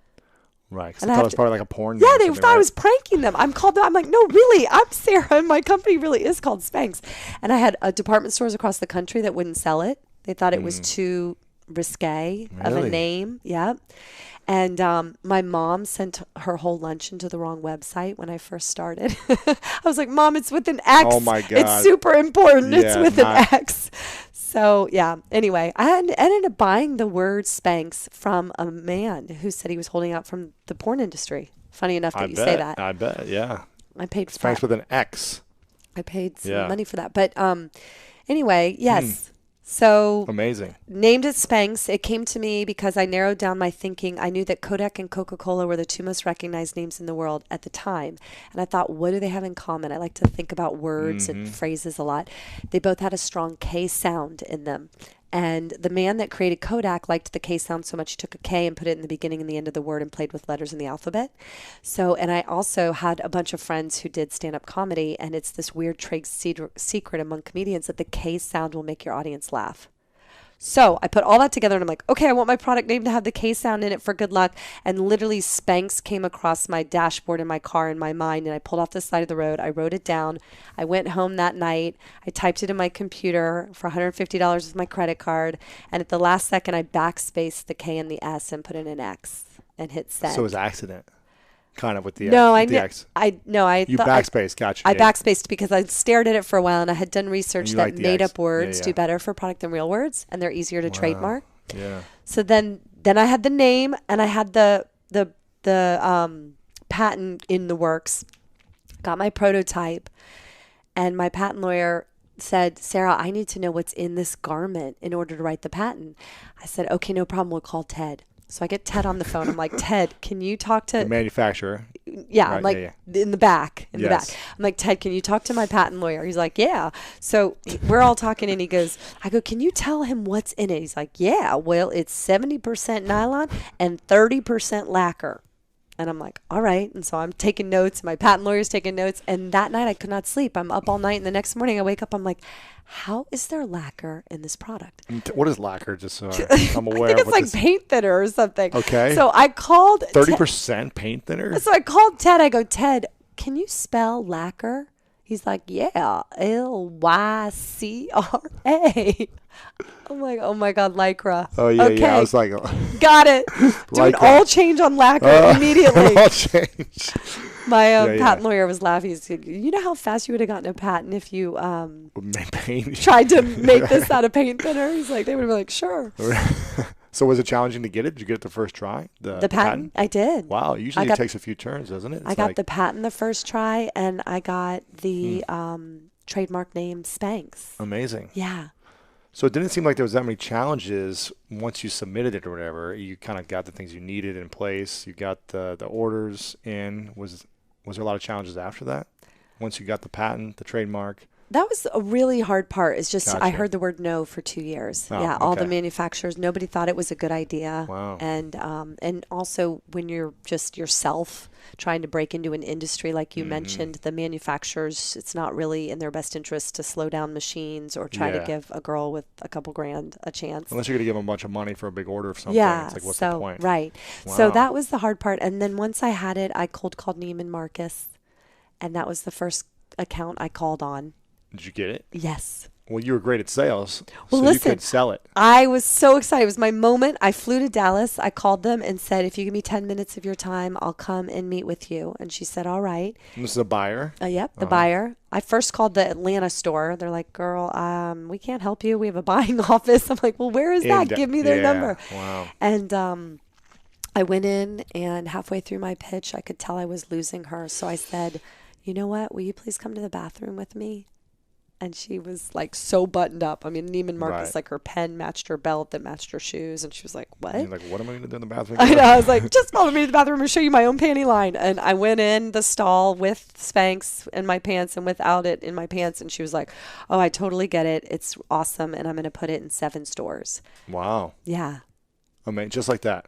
Just like that. It was so unbelievable. I was so nervous.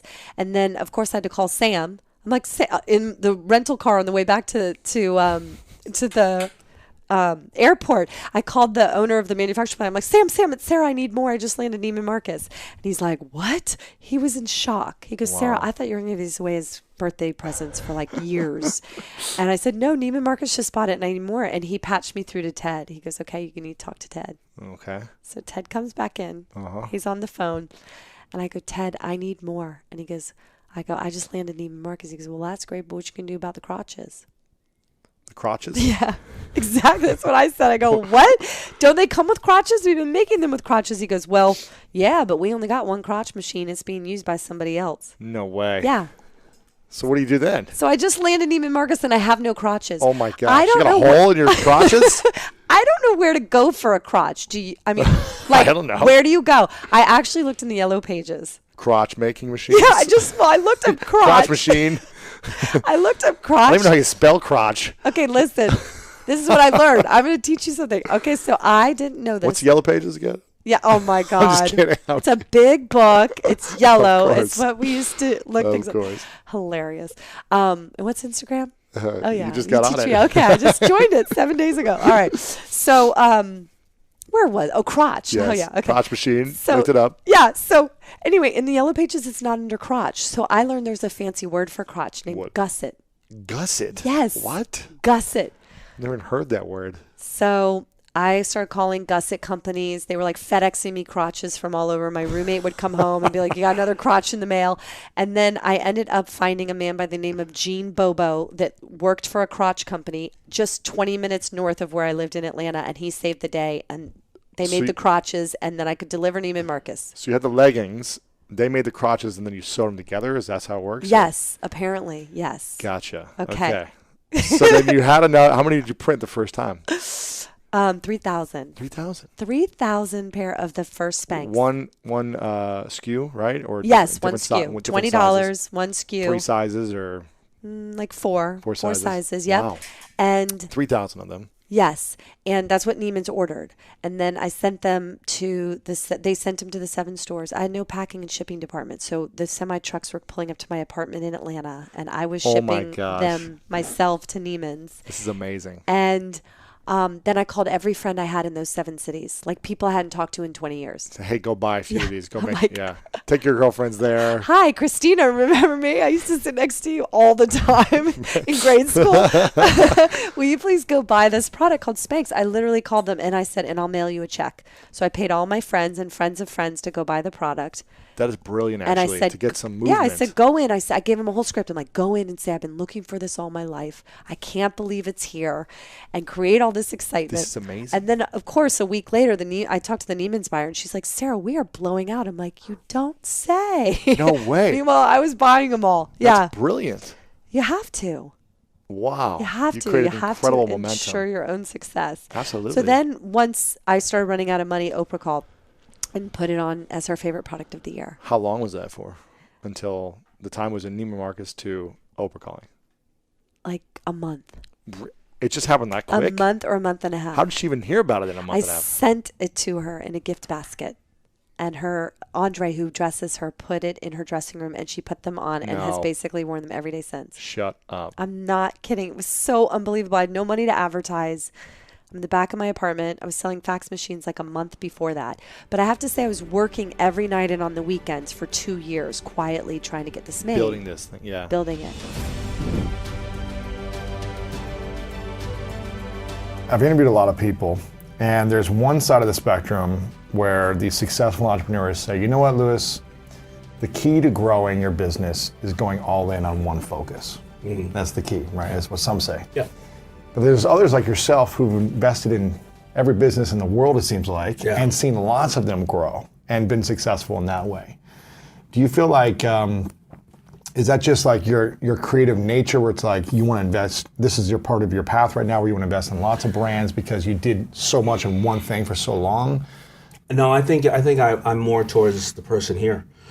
So when I invest in brands and companies, I invest in them because they're allowing me to be part of their dream, but I'm also learning from them, which is in return allowing me to go back to my special skill set and improve it. So I'll give you an So you're example. learning from the people you invest in a lot. I'm constantly learning every single day. So in PowerShift, I highlighted my investment on Bombas socks. Now these guys are the number one investment in Shark Tank history. The Ring, who did not get an investment, when it did really It well. did $1 billion. It did $1.2 billion sale. Crazy, right? Yeah, and good for And Jamie. you were there when. Yeah, I said no, and Jamie ended up becoming a guest shark one time, and that, he said when he came in the tank, he was asking too much money, and but I believe that because we tenderized him like that, and he went out and raised money, I think we deserve 5%. But that's just I'll leave it up to him. Yeah, exactly. But I think that. I send him an email every other day saying, Hey. just 5%. All right, I'm willing to go 4.25. But But the socks the socks, was the best investment you made. and it's the number one product in Shark Tank history. Really, in terms of how much it's grown? Or? How much it's grown and how much it's grossed. Now, I want to make sure that you because I know you interview a lot of people. Yeah. So if you ever interview the underachievers that sit next to me in the tank, I want to make sure that you remind them That you're the number one investment. I am King Kamehameha on the Okay. tank. All right, just make sure it was clear. But let's give you that example. What was that deal and how big has it grown? They've done over $200 million. I think it's $280 million. More importantly, so their deal is a sock, and every time you buy a pair of socks, they give a pair away to the homeless because they have a big challenge. That's cool. And we don't normally talk about the number. It's more important that we've given away 30 million pairs of socks, right? pretty cool. Thank you. And it's really Dave and Randy's company, and they've done it all. They've gotten very little to almost no advice from me because they're so great. Yeah. But I'm gonna give you an example on the negotiation. They come into the tank. The only shark that doesn't want clothes is somebody who has 10 clothing companies and 8 are dead. My reason for being on a tank, besides investing in other people, is to diversify my portfolio. So when I talk to a retailer, I go, well, I'm already taking up real estate in the clothing area. I want real estate in the electronics area. I want real estate in lotion, da-da-da. The last thing I want is socks. Also, I have, 20,000 units of socks that I can't sell. When I can't sell socks, I just send people over to people's houses. They steal one, and then you have to buy a pair because you just think you lost it, right? So I still can't sell it. Plus, if I do the deal, I'm the logo whore. You can't tell if anybody in this room or in this building were wearing Bombas socks. You couldn't tell. So how do I get the advertising out of it? But they managed to make me understand that today's generation wants to give every time they purchase instead of at the end of the year. They want impact. They want impact. They don't want to buy from people who are just making money. They want to know, what did you do for somebody else? So that's one thing I learned that I applied to all my businesses because you couldn't do that before social media. You could, but You couldn't get the word out that much. and then yeah. plus you would have to advertise off of people's hardships, right? You wouldn't have self-generated content of people saying thank you, right? So I learned that. I also learned that because the consumer purchased and it was part of a movement, they talk about it at the dinner table, at the water cooler, and that's your advertisers. You don't need the traditional form of advertising because people want to brag when they're doing something well. And then last but not least, they were showing me how to sell directly to my consumer and not being at the mercy of a retailer who still doesn't know what they're doing. So they shifted the power in the room to get me to do a deal. So you weren't interested. I wasn't interested. Everyone else was. Not everybody else was interested, but I was the last shark to be interested because I'm too jaded by the fashion industry. Yeah. Lo and behold, I do the deal, and that's what a power shift is: being able to know your target, know what's beneficial for that person, know where you're willing to draw the line, and really know how to relate to that person and communicate with them. What is it that they said that shifted the power inside of your mind to say, okay, I got to get into this? Well, they showed me that the technology on the socks were really good because they didn't have the seam in the toe. When me being a manufacturer, I didn't know how they did that at first. It was a simple change, but I used to get irritated in toes when they're doing that. But more You importantly, have to put it on a certain way. yeah, of course. More importantly, they showed me that the data they received from their consumer was able to give them the ability to keep selling their consumer and keep talking directly to them, and that they no longer were at the mercy of if a retailer makes the best decision or puts your socks out over here or advertises your socks or discounts them or anything else, right? So they were showing me how to control the business. It's very much like content, sending it out and getting to know a dashboard of your consumer. And I learned so much from them. But it was them understanding that, Damon, I'm going to take you out of the old way of you doing business and move you into the new way of doing business. And guess what? If it doesn't work out, we're going to do another business together, and we're going to make some money or change the world, and more than likely have some fun. That's cool. Who has taught you the most in the last 11 years of this show? Them. Them? They have. I joke about my fellow shops, but I definitely learn from Is them. that just because they pay you the most every month? You get a check every month. And I that's see the biggest? business operating. I see them being laser focused. I see a lot of things that they do. They have probably taught me the most. Yeah. Who was someone that you didn't invest in that taught you the most? Whether it be like a good lesson or a lesson you're like, okay, that's what not to do. Somebody that I didn't. Or maybe someone inspired you, but you didn't see a right fit for you, and they taught you something. Listen. I learned. I'm not saying to be warm and fuzzy. I learned from every single one of these entrepreneurs how they operate the business or how they fail. A lot of time when they fail, it confirms theories that I have. Because whenever I fail, I look at a checklist of all the things and I go, why did I do this? This is not what I do. Yeah. Why did I not take my own damn advice?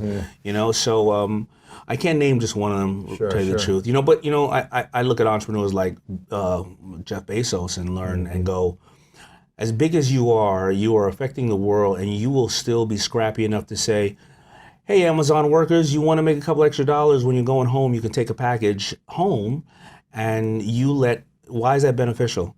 Well, first of all, the worker gets to drive home and takes home a package and makes more money. You're a worker of Amazon, so Amazon trusts you with the box, and Amazon saves on shipping. Like takes a package home that you bought for something? No, meaning just take anything you want. Take it and drop it off. Oh, drop it off someone in your neighborhood. Yeah, wherever. Hey, wow. hey, I got to drive 2 miles. I got to drive 10 miles, but I looked in the system and 7 houses are on the way the 10 miles. Wow. Let me. You can make extra money doing that. You can make extra. Yeah. That's pretty smart. I'll be picking up whole truckloads. And it wins for everybody, right? But when I look at an entrepreneur like Jeff Bezos who does stuff like that, I go, he's still scrappy. He's still thinking. You know what I mean? Got all this money in the bank, but he's still trying to maximize it. Yeah, he's still scrappy. Who's someone that you've been a shark with, whether it be a consistent shark or someone who's come and gone, that maybe you weren't sure about in the beginning, but the power shifted over time where they did something or you did something to renegotiate the relationship, where you started doing more together, you started to have a respect more for? Nobody's ever asked me that, and I don't think I've ever even told her. We're on the school greatest, Yeah, that's true. I didn't even tell her, but she's in the book, Bethany Frankel. So really? I had met Bethany with 1 or 2 other sharks, I forgot when it was, like on backstage at GMA. And I had already seen the show a couple of times, and of course they're drinking and cursing at each other. And we say hi, and she just like brushes us off and walks by. And I remember saying to myself, I don't really like that woman. I don't get a good feeling from her. So when they casted her to come on as a guest shark, I said at first, listen, I don't want to be on the panel with her because I already have this kind of like fuck you attitude to her, and it may come off wrong because it'll look like I'm either beating up on a new shark or I'm being too aggressive to a female. Wow. By mistake, they scheduled me to be on with her.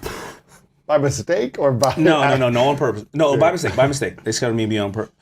Oh, no, here's what I'm sorry. We all meet at one place for the shark dinner prior to production. I was like, she seems all right, whatever. And then they scheduled me to be on with her. And when I was on with her, brilliant person. Like, Really? She wasn't about herself. She really cared about the entrepreneur, which we all do. But I thought, I'm not going to speak for others, that she was going to come on and be self-absorbed and do the reality show thing from where she's at. She made fun of herself. She was very, she had a humbleness, a humility. And then when we left that set, she went directly to Mexico for the earthquakes and various other things. And she called all her friends and said, if you got a private jet, do me a favor. Pack it up. I got supplies and food and whatever the case is. I need these jets for Puerto Rico, for Mexico. And she spent the next month going out and really being there hand to hand and giving people stuff. And I fell in love with her after that. Wow. And she's like somebody that I super admire. Yeah. Wow, that's cool. Have you guys done deals together, or you? We haven't done a deal together, and we're so busy we can't always catch up. But she's offered me to stay over at her home in the Hamptons, and my wife loves her, and she's just an amazing individual that Cool. I walked in the room at first and I was like, she's an asshole. Yeah, you wrote her off, and then now you're inspired. Now she inspires me. Yeah. And who's the person who's taught you the most, whether it be a consistent shark or someone who's come on for a couple episodes? No single shark has taught me the most, because I learned from all of them. They're all they all are really fascinating in their space. I think Barbara, though, sometimes is the one that can influence me the most because I love marketing and branding. Yeah. But I'm a one-trick pony. I'll get it on a celebrity, get it on a famous show, or get it on whatever the case is, and then I'll make inventory. Barbara will come with ideas out of nowhere. Just out. I mean, she pulls it out of the air, and they're brilliant ideas, and they're very rarely are they similar. Really? Yeah, they're not a one-trick pony thing. She's just So she'll think of a creative idea for a specific thing, and not just say, "Oh, I've got this celebrity who'd be great for it every time." Or correct. She's a genius when it comes to that. yeah, we had her on. She was great. Did she touch you? No comment. Okay. Yeah. She's a predator. Full predator. She's a sweet woman. Her husband right there and he's usually like this. Oh, God. No, I think I actually posted that she was on, and I think that was the first thing you texted me. Yeah. She'll touch you. She's great, though. I like her a lot. So Power Shift. How did you do? What are you laughing about? I'm just remembering your text to me. I think you added the dad joke in there as well.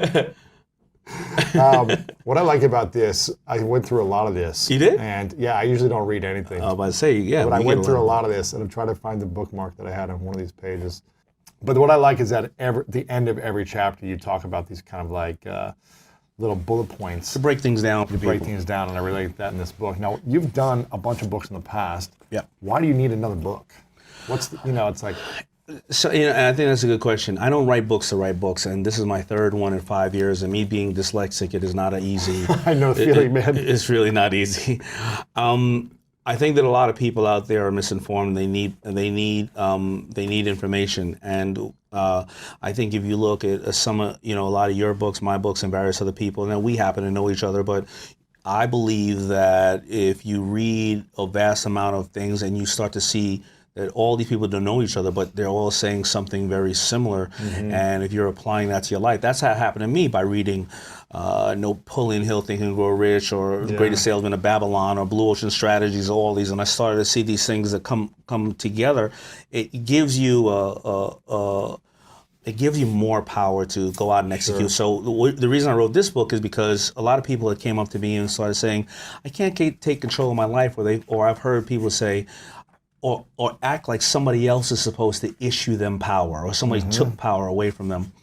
And I realized that people always thought negotiation, first of all, you're negotiating every minute of your life.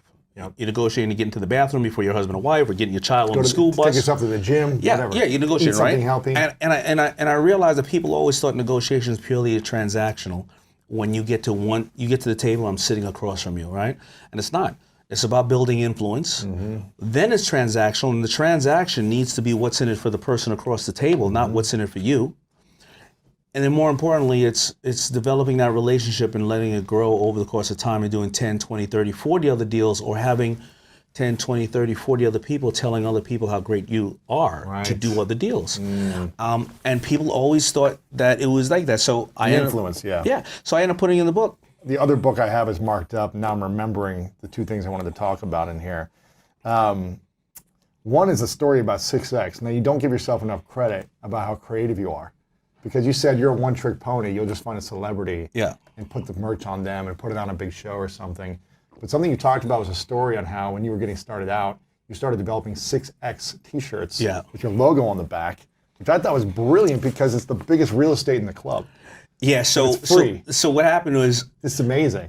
so I guess, and that's a good point. So the story goes that I didn't have a lot of money for shirts, and I wanted to get. I grew up in Hollis, Queens, and everybody's from Hollis, Queens. LL Cool J, Run DMC, Ja Rule, 50 Cent, Salt and Pepper, Tribe Called Quest, J-Lo, like whatever. yeah. Well, J-Lo's not from Queens. Where's she from? She's from the Bronx, but a lot of these people from Queens. But I could, if I gave you a shirt, everybody was approaching you. It's just like going up to an influencer. They didn't want the shirt.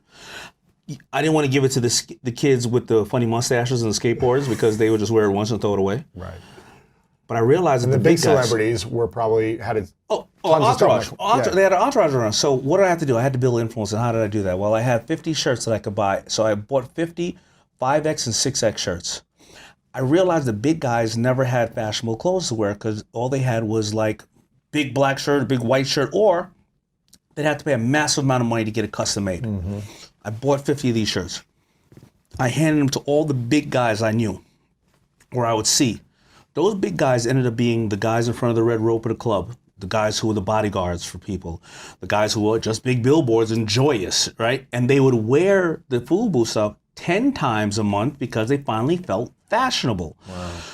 What would happen at that point is after the rappers saw it on these guys for about a year, the rappers would go, yo, what's up, man? Am I shopping liver? Yeah, where's mine? I'm like, I couldn't get to you. You're too big of a star. Man, I ain't trying to bother. No, I'll wear it. Because then they would ask the big guy who normally is like the bodyguard and they don't have nothing to say to them. They'd be like, Hey, where'd you get that? Where's that little dude at? And the big guy would feel good. I'll see if I can get you. Guy. I know a guy. Yeah, I'll see if I can get you one. And that is how I started building influence internally, with my customer. That's smart. Yeah, when I read that, I was like, you're more creative than you think. No, I get it, but I generally narrow myself down to I'm a numbers person, and at the end of the day, it was numbers to me. It was like they'll wear it 10 times every one time. Somebody else will wear it. There's not many of them, and they're a selected number of group around a selected number of people. Yeah, it's I was more about the numbers. It's like, when I read that story, I was like, okay, who are all the assistants of the most iconic people that I want to know, that I want to interview? Exactly. And what can I send them that will make them be reminded of me? And every time I want to call or say, hey, is Oprah ready for the interview or whatever? Yeah. It's like they might push it in a little more. And I take it even a step further. Some of your digital courses, you give to them, you give to a bunch of people, and you say, you're a part of a select community. I know you're the gatekeeper of these people, but I know that also if you find value in this stuff, not only am I enriching your life, but sooner or later you may say to the people that you work for, if it's powerful enough. And say, if you don't say it to them, then guess what? Maybe you'll give me more information on how to make it better for you and give me some real criticism that I can do it because you're seeing everything across your plate. Right, I like that. Creating a select community. The power of 6X, I like that story. And then I read, I think it was in the middle of the book, in one of the end parts, I think you were doing research from like all the top universities that said that you should lead with the offer first. Yes. When you're making a negotiation, where I've always heard that you want to wait for someone to make the offer. That is a very right? common. Wouldn't you think that? It's like you never want to show your cards. They say that the one who says the number first is the one that loses and things of that nature. I actually like the negotiation part of laying it on the table. Here's where I'm at with this. Here's what I seek. Here's what I want. Here's what I want, and here's what value that I could bring to you. And I think it just takes the question out of the room. But what if you could have gotten more? Then you could have gotten it more. But what if you say something and somebody, well, we're not even in that ballpark. Right? You can always upsell. You can always say, here's where I would like to be, and then someone will say, and here's what I'm willing to give. And they'll be like, well, we want more than that. I'll be like, okay, but I gave you where I was at, but it cost me more. Right. It cost me more time or energy or product or inventory or whatever the case is, or relationships, Yeah. You sound like an online marketer, the upsell word here. Of course. Listen, there's only, what do they say? There's only 3 ways to deal with a customer: acquire a new one, upsell a current one, or make one buy more frequently. It's only 3 ways. Recurring. Yeah. That's the best way right now. Exactly. What's the best negotiation you feel like you did? Not where you gained the most, but where both parties won the most. Not where you're like, When I negotiated my deal with Bruce and Norman Weisfeld over at Samsung, I negotiated out of ignorance, but I got the best deal. At first, I was a young kid. I was 19 or 20. They interviewed me. They heard about FUBU. They were interviewing various other people because they were thinking about getting into, they were already in the outerwear space, but they wanted to get into the denim ready-to-wear space. They interviewed a couple of people. Once I got interviewed, they said, we like you. We think we may do something with you. I called the guys for 6 months. They never picked up the phone. This is before cell phones out. I felt insulted, and rightfully so, but also they were looking at other opportunities. It's not their job to answer my call again after that, but I think they should have said, Right. You know, hey man, we're not interested. I go to the trade show, the Magic Trade Show in Vegas. They're sitting at a table, and one of the big buyers from like a store was like, "Holy shit, is that the FUBU guys?" And he talked to his great. and they said, "You better get those guys." Power And- shift. Right.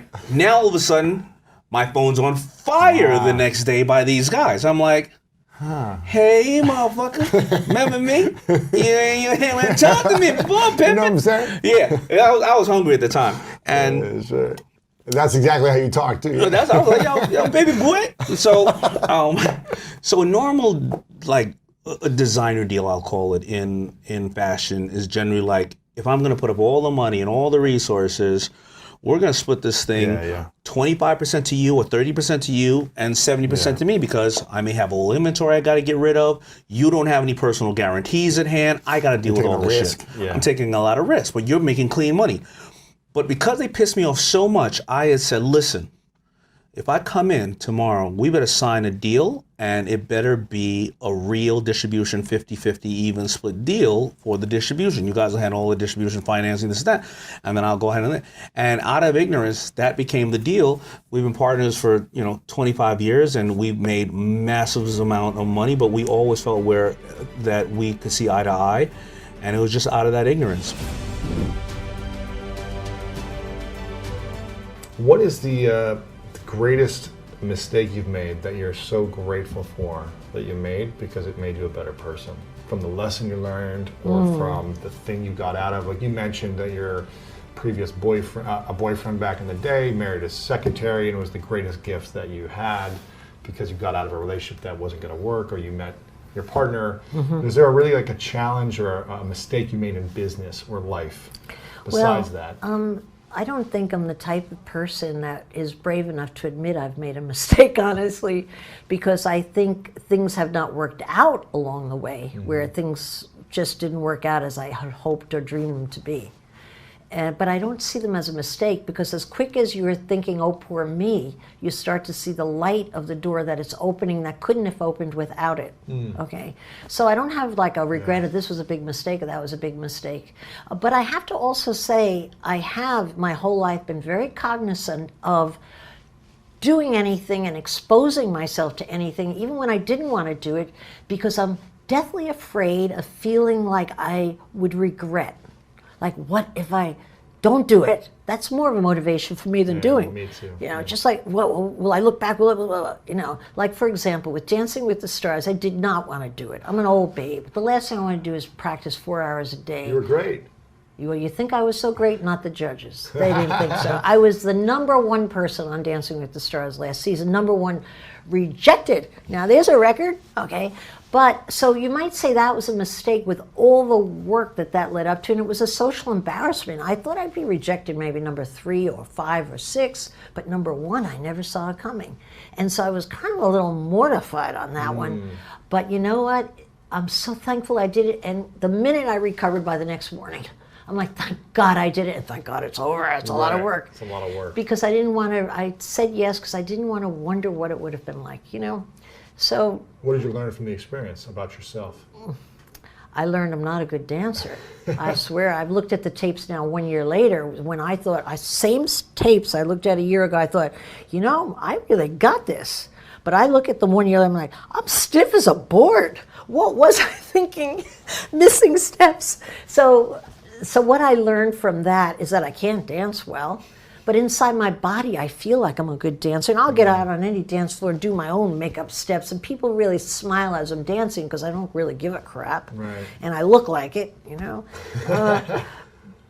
Yeah, but what did I learn? I learned I learned the same lesson I learned again and again, which is thank God I did it. Thank God, and the injury of, oh God, you did so poorly, dissipates quickly, but there's an echo to not trying something that's going to sting you, I think. Not that I know that, because I really don't do that, but I'm afraid of it. It's like fear of a nightmare that might happen. I don't know why, because I don't really have that in my life, but I'm fearful of it. Yeah, I think that'll sting you for a long time too. That Yeah. fear of regret of like, oh, I had the opportunity to do this Dancing with the Stars and I didn't do it. How many years would you think about not, Yeah. what to Maybe a do? year, but still a bad year. You know what regret does, I think, and why I've been able to build up my personality and whatever I can get out of and give to life as best I could.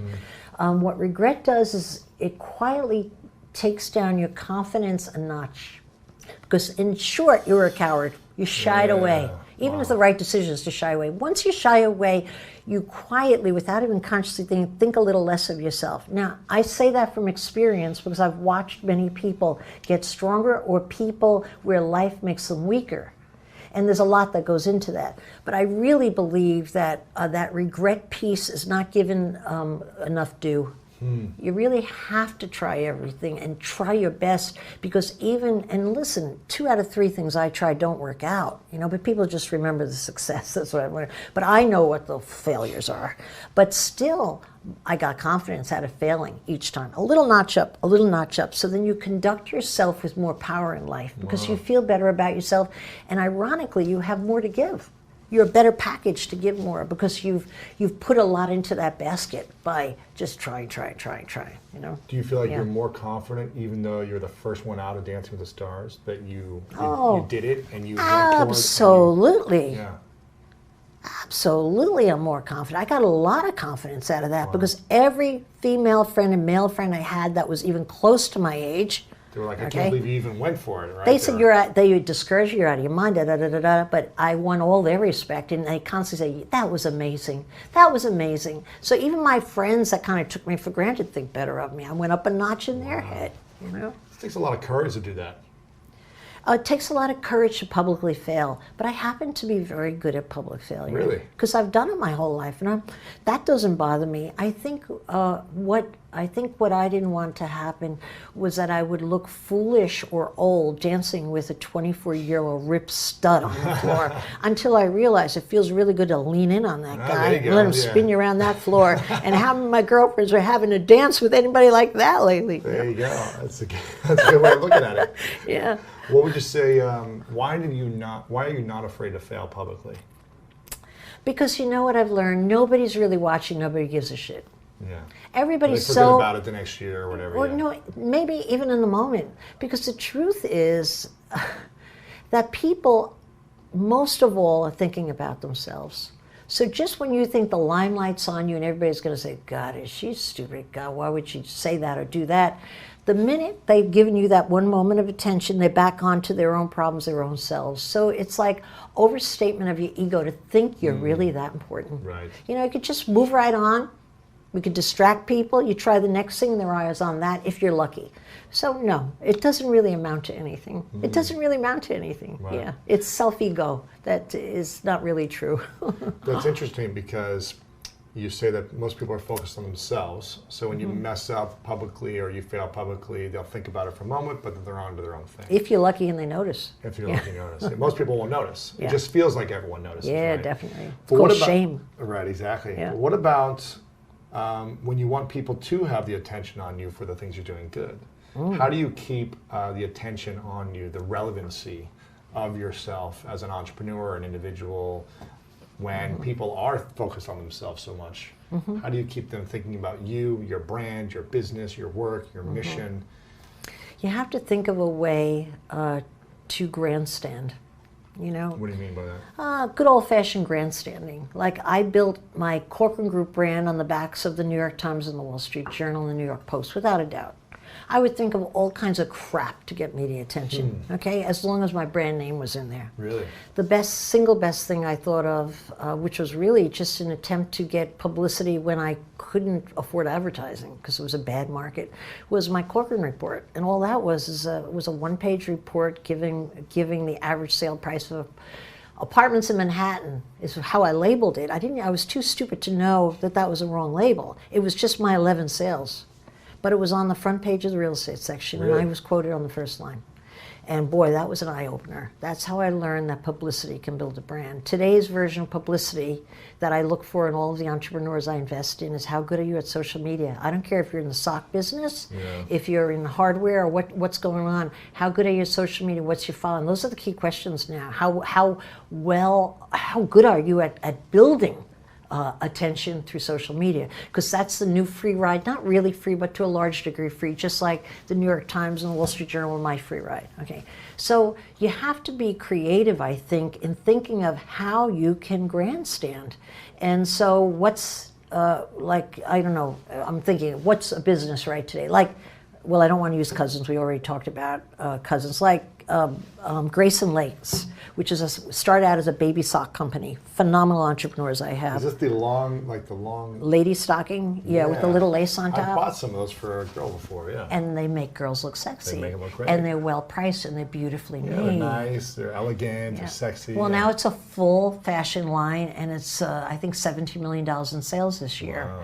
But what are they particularly good at? There's a husband and a wife team. Melissa, the wife of the team, has gorgeous long legs. You may remember her from Shark Tank. Her husband's more of a nuts and bolts guy, but great at business. What she does is she constantly models and talks directly to the camera. She has so many people that love her. She has limited edition. She sells out constantly. Wow. She's great at social media. She knows how to primp herself, look sexy, talk to the ladies, and get sales. Okay. So she uses her assets, her skills. But she does on social media, and that's built their entire business, social media. Wow. Yeah. And did I answer your question? Because I feel like I somehow got lost in my... How do you stay relevant when things are going good? Because when your things are going bad, they'll look at you for a moment, maybe, where it seems like everyone's looking at you, but then they forget. How do you stay relevant while you're growing or while things are kind of going the same? I'll give you another example. I have a company that I just bought in this past season. I was out of my mind to buy into them. It was two guys with a product called Comfy. It was a sweatshirt blanket. You slip into it, it's like a sweatshirt, but it's actually a blanket. Okay. Why I say I was crazy to buy into it, none of the sharks, they were smart enough not to, is because they're two loudmouth guys having a good time, pitching their product, and they had no inventory. They had handmade their own product. Two prototypes, had no idea what it would cost to make, what they'd sell for, who they'd sell to. They had none of the answers, but they're great salesmen. And I said, I'll take 15 or 40%, whatever I got of it, boom, just because they're great salespeople, all right? And what they have done is they've done in their first year $11 million in sales. Wow. They found a way to produce it and sell it. But a couple of weeks ago, it was very quiet. They have had social media coverage to the moon and back, but it was very quiet, and they hand-delivered, and I wish I could remember the famous actress name, sexy, cool, long-legged actress. I'm so bad with names. Whoever she was, I think she was the same actress who closed the Oscars the other night. I might be telling you I didn't wrong. watch it. But Shame I on watched you, the my highlight man. videos, Oh my yeah. God. I was on a plane, Oh, so, come on. yeah. All right. Well, anyway. I saw your little watch party on Instagram. Oh, so lonely, yeah. But anyway, they sent hand-delivered to her front door how they found it in Hollywood, the package, and she put on video her jumping on her bed in it. They, quicker than a second, started a social media campaign, people competing with the jumps. They're Johnny on the spot. That's smart business, okay? They're causing attention. They made it happen, and then they're going to write it again, and it's going to be all over social media, all over. Yeah. They're annoyed with me that I'm here because I don't have their product because they want me jumping on the beds. You know what I'm going to do? I'm going to put the hood on. I have one girlfriend that has gorgeous long legs. There you go. I'm going to Photoshop my head in to her long legs, and I'm going to win the contest. Perfect. I like that. So grandstanding now is like more influencer marketing. If you can find creative ways to that's find a fancy people way to put it. with an audience, maybe it's a micro audience or a large audience. Or create an audience of your own one by one. But you really have to be able to grandstand. Yeah. I know you talk about the keys to entrepreneurial success a lot, but for those who haven't heard you talk about it, what are you think some of the smart ideas in business right now, the smart industries to go into if someone's maybe talented, maybe they sold a company or they're trying to start as an entrepreneur? What's an industry you really like, a product section you really like? is software? Is it coaching? Is it consulting? Is it an agency? Is it physical goods? Food? What's the type of category you really think is smart? Really none of the above. Okay, it's not my cup of tea to think of an industry that you can. There's certainly leading industries. I don't believe that's where your head should be if you're thinking of going into business. I think your head should be is what do you enjoy? What are you naturally inclined to be good at? What were you always good at? These abilities don't change much. Whatever you're, if you're gregarious as a young kid, you generally don't wind up as a bookworm. When you get older and get a head on your shoulders, you're still gregarious. So I think what you have to do is think, what would suit me? What could I visualize myself doing where I could picture a happy picture of myself, And I think most people are capable of dreaming that up. I don't think it's an analytical kind of left brain kind of thing where you apply yourself to your best shot, like going and playing blackjack and putting your chips on the right thing. No, I think you have to figure out, you're the table. Where should you put your chips? What's on you? What's true to you, okay? And so for me, it took me 22 jobs to find real estate, but the minute I was out opening keys, opening the doors and chatting people up, and it didn't feel like work, and I was the boss, I knew I was going to be the queen of New York real estate. I knew it as sure as I knew my middle name was Ann. I just could see it in my mind's eye. I never had that vision when I worked my other 22 jobs. And the other thing, it's sort of related to what you asked. I think it's such wrong thinking that you have to choose your spot. I think it's like finding out what clothing you look good in. You got to go try a lot of shit on the rack and see what works with you. And then you kind of, little by little, kind of get your look on what looks well on your body type, your personality, the colors that are good. I think you find yourself little by little. It's very hard to sharpshoot. It's not that kind of a thing. Yeah. And often the people, I know so many entrepreneurs well beyond or well before Shark Tank, peers of mine in many industries that have succeeded. No one ever went out for that industry. And so that's what I want to do. But you know what made the biggest difference in a myriad of those, if that's a word, a selection of those people, that made the biggest difference was they came along someone they worked for who believed in them. Getting one good boss that gives you an opportunity is worth 1 million intellectual thoughts and Harvard MBAs grouped up in a pile. Because you kind of can sometimes need somebody else to see that light, or you get into something you never thought you'd be interested in and you really love your job. And then that winds up being what you do for a lifetime. Yeah. And so I don't believe that you name the big industries. That's more Mark Cuban stuff. He's like high level investment strategy stuff. But I'll put my businesses against his any day, 1-to-1. And because I think I'm so good at seeing who's got that talent that matches where they are, Yeah.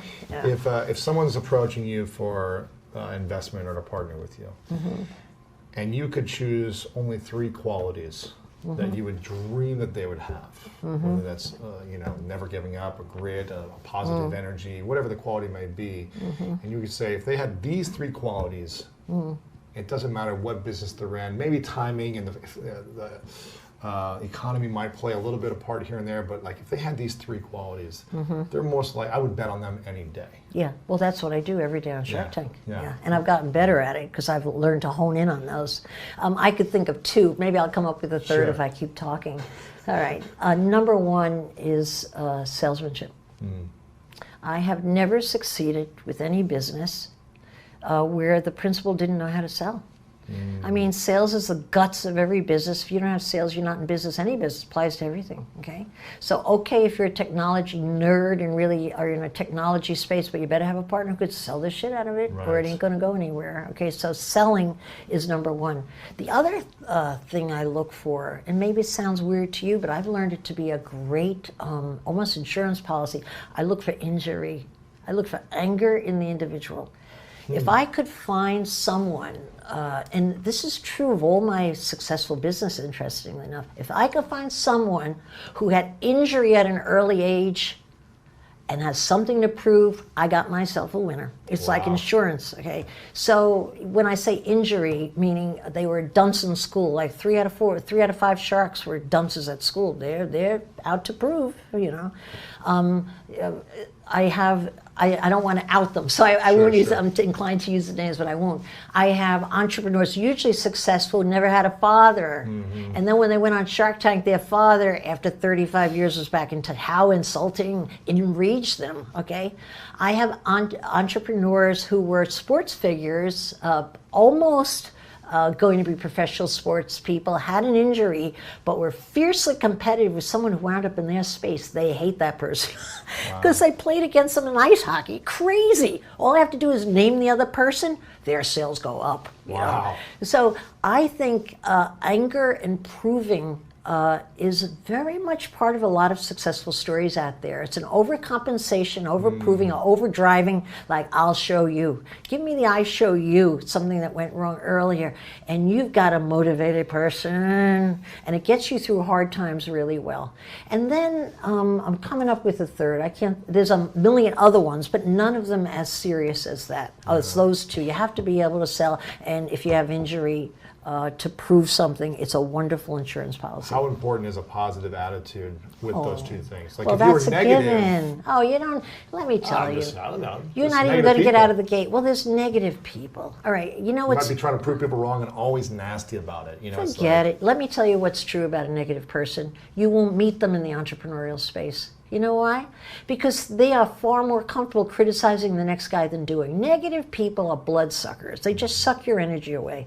You know, the nicest thing I did for all the people that work with me over the years was get rid of negative people the minute I spotted them. I didn't care if I had cause. They were out.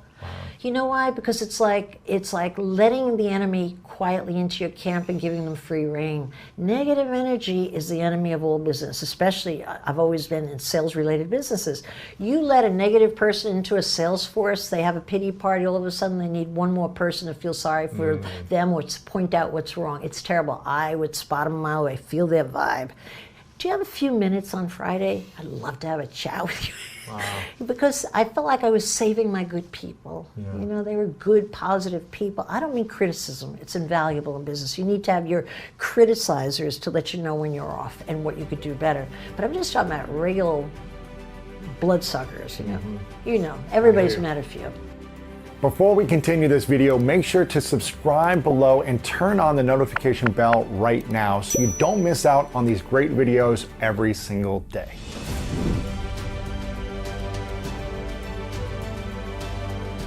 How do you choose which opportunities to take on when you have so much thrown at you on Shark Tank, but also just email and Twitter and people just say, hey, here's my idea, can you invest? Very, very hard. How do you make money when you have so many things you're working on? Yeah, well, first of all, I don't really invest in other companies outside of Shark Tank Yeah. because that takes up a lot of. It's my money and it's time. And if I would follow my own rules, then if I were to invest in other companies, then I should go invest in myself even further. Whether help bring FUBU back or my other companies that I own. Why the grass is not greener on the other side? Kind of work on myself. How to maximize social media and empowering people and things of that nature. So I really don't invest outside of Shark Tank. But no, it is a massive job to decide on where to focus your energy and your staff, because it's really easy for me to say to my staff, hey, why don't we go do this? Well, now you put 5, 10, 20, 30 people in and you gave them all 10 hours of work a week. It's not you, and then all of a sudden you're going to ask, well, why is this crumbling? Well, boss, you told me to do this. Right? So it's a lot of responsibility, and it's rise and grind. It's writing down goals, A's and B's on your goals, and finding out what you want to do the best. Yeah. What do you think is the one thing you could do this year to help you drastically increase your revenue or income with everything that you're doing? Is it, the FUBU thing or reinvesting back in yourself? Is it taking a couple things and going all in with a few things, or? I think today, if I was going to maximize, then it would have to be, really looking at the 80-20 at the company and personally, meaning what is the 20% of stuff that is creating 80% of the revenue and or joy or time in my life, whether it's personally or whatever the case is, and really digging deep into that thing. And a lot of times people don't want to look at the 80-20. Right. I do look at it as often as I can, but I'm human as well. I get caught up in some things that may be from a reason I think needs to be be done, and I get off track, but I have to go back to my goals and look at them. But yeah, it would be the 80-20. Like what are providing the 80% of revenue and or joy for my staff and myself and keeping people there. What do you think that is right now? I would say that Fubu right now is doing really well. We have a collaboration out with Puma. Nice. And that's having a resurgence. Of course, whether it's 80-20 or not, the new people that come on the Shark Tank I need to invest in because they gave me the opportunity to invest in their dreams, and it's their time right now, and I took on that job of making sure that I do the best for them. So that's where, and then my personal brand as I get out there and I start to educate people, because for a long period of time I didn't want to necessarily. I didn't feel like, I wanted to go out and educate, because I didn't want people thinking, oh my God, he's trying to make money, he's selling us books and curriculum, but you know better than anybody else, you don't make money off of books, right? Yeah. You do it because you want to change people's lives. And now I realize that, unfortunately, there's too many people out there selling people insecurities in this world, and that I do need to come out with more products and ideas, because I was put on this public stage to show people that if my dumbass can make it, everybody else can. And that I need to create more curriculums like Damon on Demand, or like Rise and Grind, or The Power of Broke, or my DJ Success Formula, or speaking engagements, or whatever, to empower people and not feel guilty that, hey, you know what? I got to charge you because I got to keep the lights on. I got to pay this staff that's traveling around, or the writers and everything else. So I think to improve more of what I'm giving to people, to show people that you can make it. And you don't have to have a lot of money. You got to just be able to ready to bust your butt and get out there and do it. So again, investing in myself to get this information out to the world on my podcasts and things of that nature. Yeah. Because you did the new podcast around the book, right? Yeah, I did the new podcast around the book. It was me kind of like, giving people an insight on how I'm, the questions I'm asking individuals, and really fascinating stuff. My Rise and Grind podcast has been doing really amazing, and I put people on there that weren't even in the book. People like Barbara, of course, I had a really great conversation She's great, with Barbara. yeah. I've learned so much from Barbara. She's really a brilliant person. The reason I like that is she comes at things with a very average, everyday, the people shark type of approach. Very simplistic. Yeah. I learned, like, even, she said stuff that's really amazing. Like, listen, I put down, I used to write down what I love and what I hate. And I made sure the things that I hate, I outsourced it, or got people away from me that created this hate for whatever this is, and I focused on what I love. And as I did this, everything else mentally started to shift here, and I got rid of these things, right? And so she has such a simplistic approach to things, but she's a brilliant, brilliant woman. Yeah. What would you say is the thing that you're excited about the most right now? You got so much going on.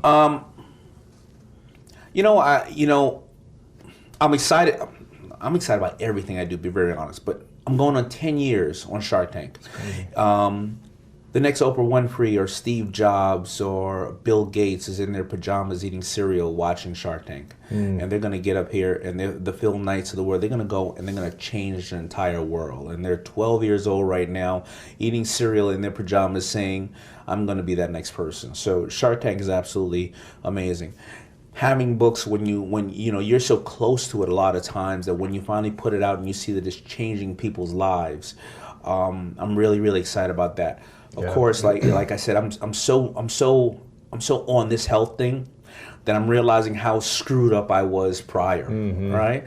And that I'm gonna figure this thing out. I have my little girl, of course, and my two older girls, as most people watching or listening to this would. Most parents would say to themselves, was I a good parent, and did my child grow up to change the world? And I'm seeing my two older girls are being they're growing up to be the women that I wanted them to be, cool. And that they're adding a positive impact to this planet. I'm really looking forward. This year I'm looking forward to acquiring a lot more dad jokes to just make me that guy. I gotta send you some. I'm gonna find some, and I'm gonna text you. You gotta send me some dad. Dad jokes are really, really important. They're high on my list. What's your favorite one of all time? The pirate one was pretty good. No, I have a lot of them. There's no one favorite dad joke. And they come anytime, right? So they can come at any time, and then you won't even laugh at them right then. You may laugh at them later. Yeah, a lot later. Like what does a pirate say when they turn 80 years old? Don't know. I'm 80. Maybe. That's gonna hit you about 2 in the morning I when you got get it. up to go to the That bathroom. was good. That was good. Yeah. Oh man, what about?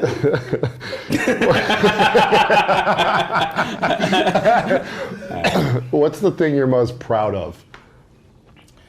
I'm most proud of being able to escape the clutches of everybody else's goals that they set for me when I was 16 and 20 years old. Like most of the people that grew up in neighborhoods that people told them they were going to be dead or in jail, or that they weren't good because of their color, their skin, or education, or because they didn't have any money. And I escaped those goals that were set for me by society, by people in the neighborhood who may not have had the right support system around them. And I defied those odds, and I became a person that I'm very proud of who I am today. And people could look at me and say, if he can make it, I can make it. And that's the thing I'm most proud of. If I die today, or tomorrow, or 50 years from now, there's nothing in my closet that I need to hide. Yeah. There's nothing that I need to second guess. And it was okay. It was okay doing the right thing when I had, like everybody else listening to us, had the option to do the wrong thing. It was okay to do the right thing. Yeah, yeah. If dad jokes bring you the most joy and laughter, what's the thing that pulls at your heart the most? Is there things that happen in your day to day? It's just those causes. It's those causes to find out that there's a meat market for dogs. It's crazy, right? To find out that there are people who can, you can put your trust in them to have your kids go and be gymnasts, and then all of a sudden they abuse your trust and they violate your children and things like that. Those things cause me pain. Yeah. What's been the most painful thing in your life? Getting divorced when I was my first marriage, because my ex-wife is a driven, brilliant person, and my marriage was sacrificed due to me working hard, me being young and dumb, and you don't give a 30-year-old a couple of $1 million and fame at the same time, and Right. and that doesn't have an adverse effect. You know what I mean? Right. So How long were you together for or married for? we probably married for about 4 years. I forgot what it was, but we were together. She was with me before the Food Was Success. Yeah. And she's still one of my closest friends, and biggest inspirations. She's the best partner I can ever have. So we're just not married any longer, but Right. very supportive. Right. That was a challenging transition for you? Well, of course, it was a challenging transition, but as you look back, I mean, when would you ever, not want to be in your family's lives and stuff like that, knowing that you could have controlled or you could have made a better effort to be a better person, right? Mm-hmm. But being human is human. There's so many different aspects and things that come in your life. And many people who are business people, they're on their second and third marriages, Yeah. But on the flip side, listen, my wife now and my baby now wouldn't be here if that didn't happen. So everything happens for a reason. I don't ever regret anything that happened. It just becomes a pain, that you think about. Do you ever think about your family as a business in terms of like running it like an entrepreneur would? I didn't in the past, but I do now almost. Really? Again, because of some of these studies I've had in here, I realized that making the family a priority and running it like a business is great. It may seem cold, but it is very proficient if you do. It's effective, right? It's effective, yeah. How do you run your family like a business now then? Well, you scheduling things. schedule time, first of all. You look at the investment that you're doing into future education or, it all is going to be time generally. It's going to be personal time, educational time, relaxation time, and solving problems. I think one of my friends said to me, when he had a problem with his wife, he said, the wife said, well, why aren't you trying to work this out? He's like, I don't have time. She said, but if I was a client, You'd make time. you'd make time, If I right, was to paying work you, this out, right. right? If I was paying you, you wouldn't want to lose that deal. Right. Why do you want to lose this relationship or this discussion we need to have. And I realized that, and that was something somebody said in the book, and I started to put in more time. And if you look at this, a book like The 7 Habits of Highly Effective People, as you talked about, I realized throughout that time, you start to find out more about yourself as you start to look at your family. You see what you're doing, good, bad, or indifferent, and you start to understand yourself, and you become more proficient in other aspects of life. When FUBU really went down, it was right around when I had my divorce. Really? I don't think it was coincidence. Yeah, you know what I mean? It was reality. I was miserable at home. I was taking it out on my work. I was making bad decisions, and I think that we just don't talk about family and health and all that stuff in regards to how important it is for success in business. Yeah, it's huge. Yeah.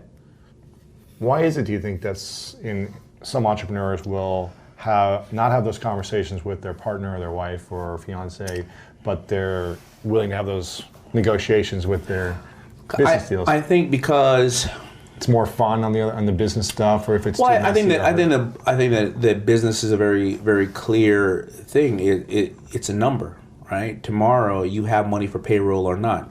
Right, and you have to address it. You can try to hide it if you want and not talk about it, but the rent needs to be paid on the 1st or the 30th, right? And or the inventory is sitting there, so it's something you have to address. And all these other personal things, they're personal, right? I've seen the biggest titans of industry be someone who will do billion-dollar deals, but yet they're afraid to have a conversation with a woman at a bar because they feel too open and vulnerable, right? When they can hide behind a pen, a checkbook, a desk, or a wall, right? So I think that the personal aspect of life is something that people don't want to address because it's so fluid. And it's scary. It's scarier, right? Yeah. The heart, the heart. Yeah. You want to, listen, I can sit across the table from you and I can say, I'm going to give you, this $50 for this. And you say, give me 70. I say, screw you.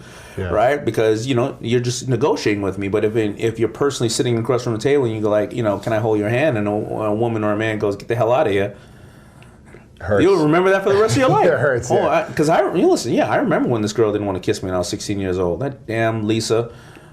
That's why you went and built up FUBU. That's right. Show you. Show Lisa. She was ugly as hell, though. Who cares? Yeah. Wow. I'm still thinking about the beginning, the pirate beginner. Yeah. I had a question I want to ask you, but it's escaping me now. Do you let that roll through the podcast, like you thinking now? Mm-hmm. Yeah. That's good, because I like that, because I want people to know that you're processing the information. Yeah. God, I had a really good thought. Sometimes when I'm interviewing, I have really good thoughts, but my goal is to be so present. Yeah. But then the thought escapes me. Gosh, what was that? It'll come to me. I'm curious. This is what it was. Got it. You've seen so many deals over the last 10 years. You've been in business for a long time yourself. Yeah. Pre-Shark Tank. Mm-hmm. Now with cryptocurrency and just everything online, and what companies like Airbnb and Uber and these other companies have been able to do to scale so quickly, Dropbox, things like that, they've just built massive businesses very quickly.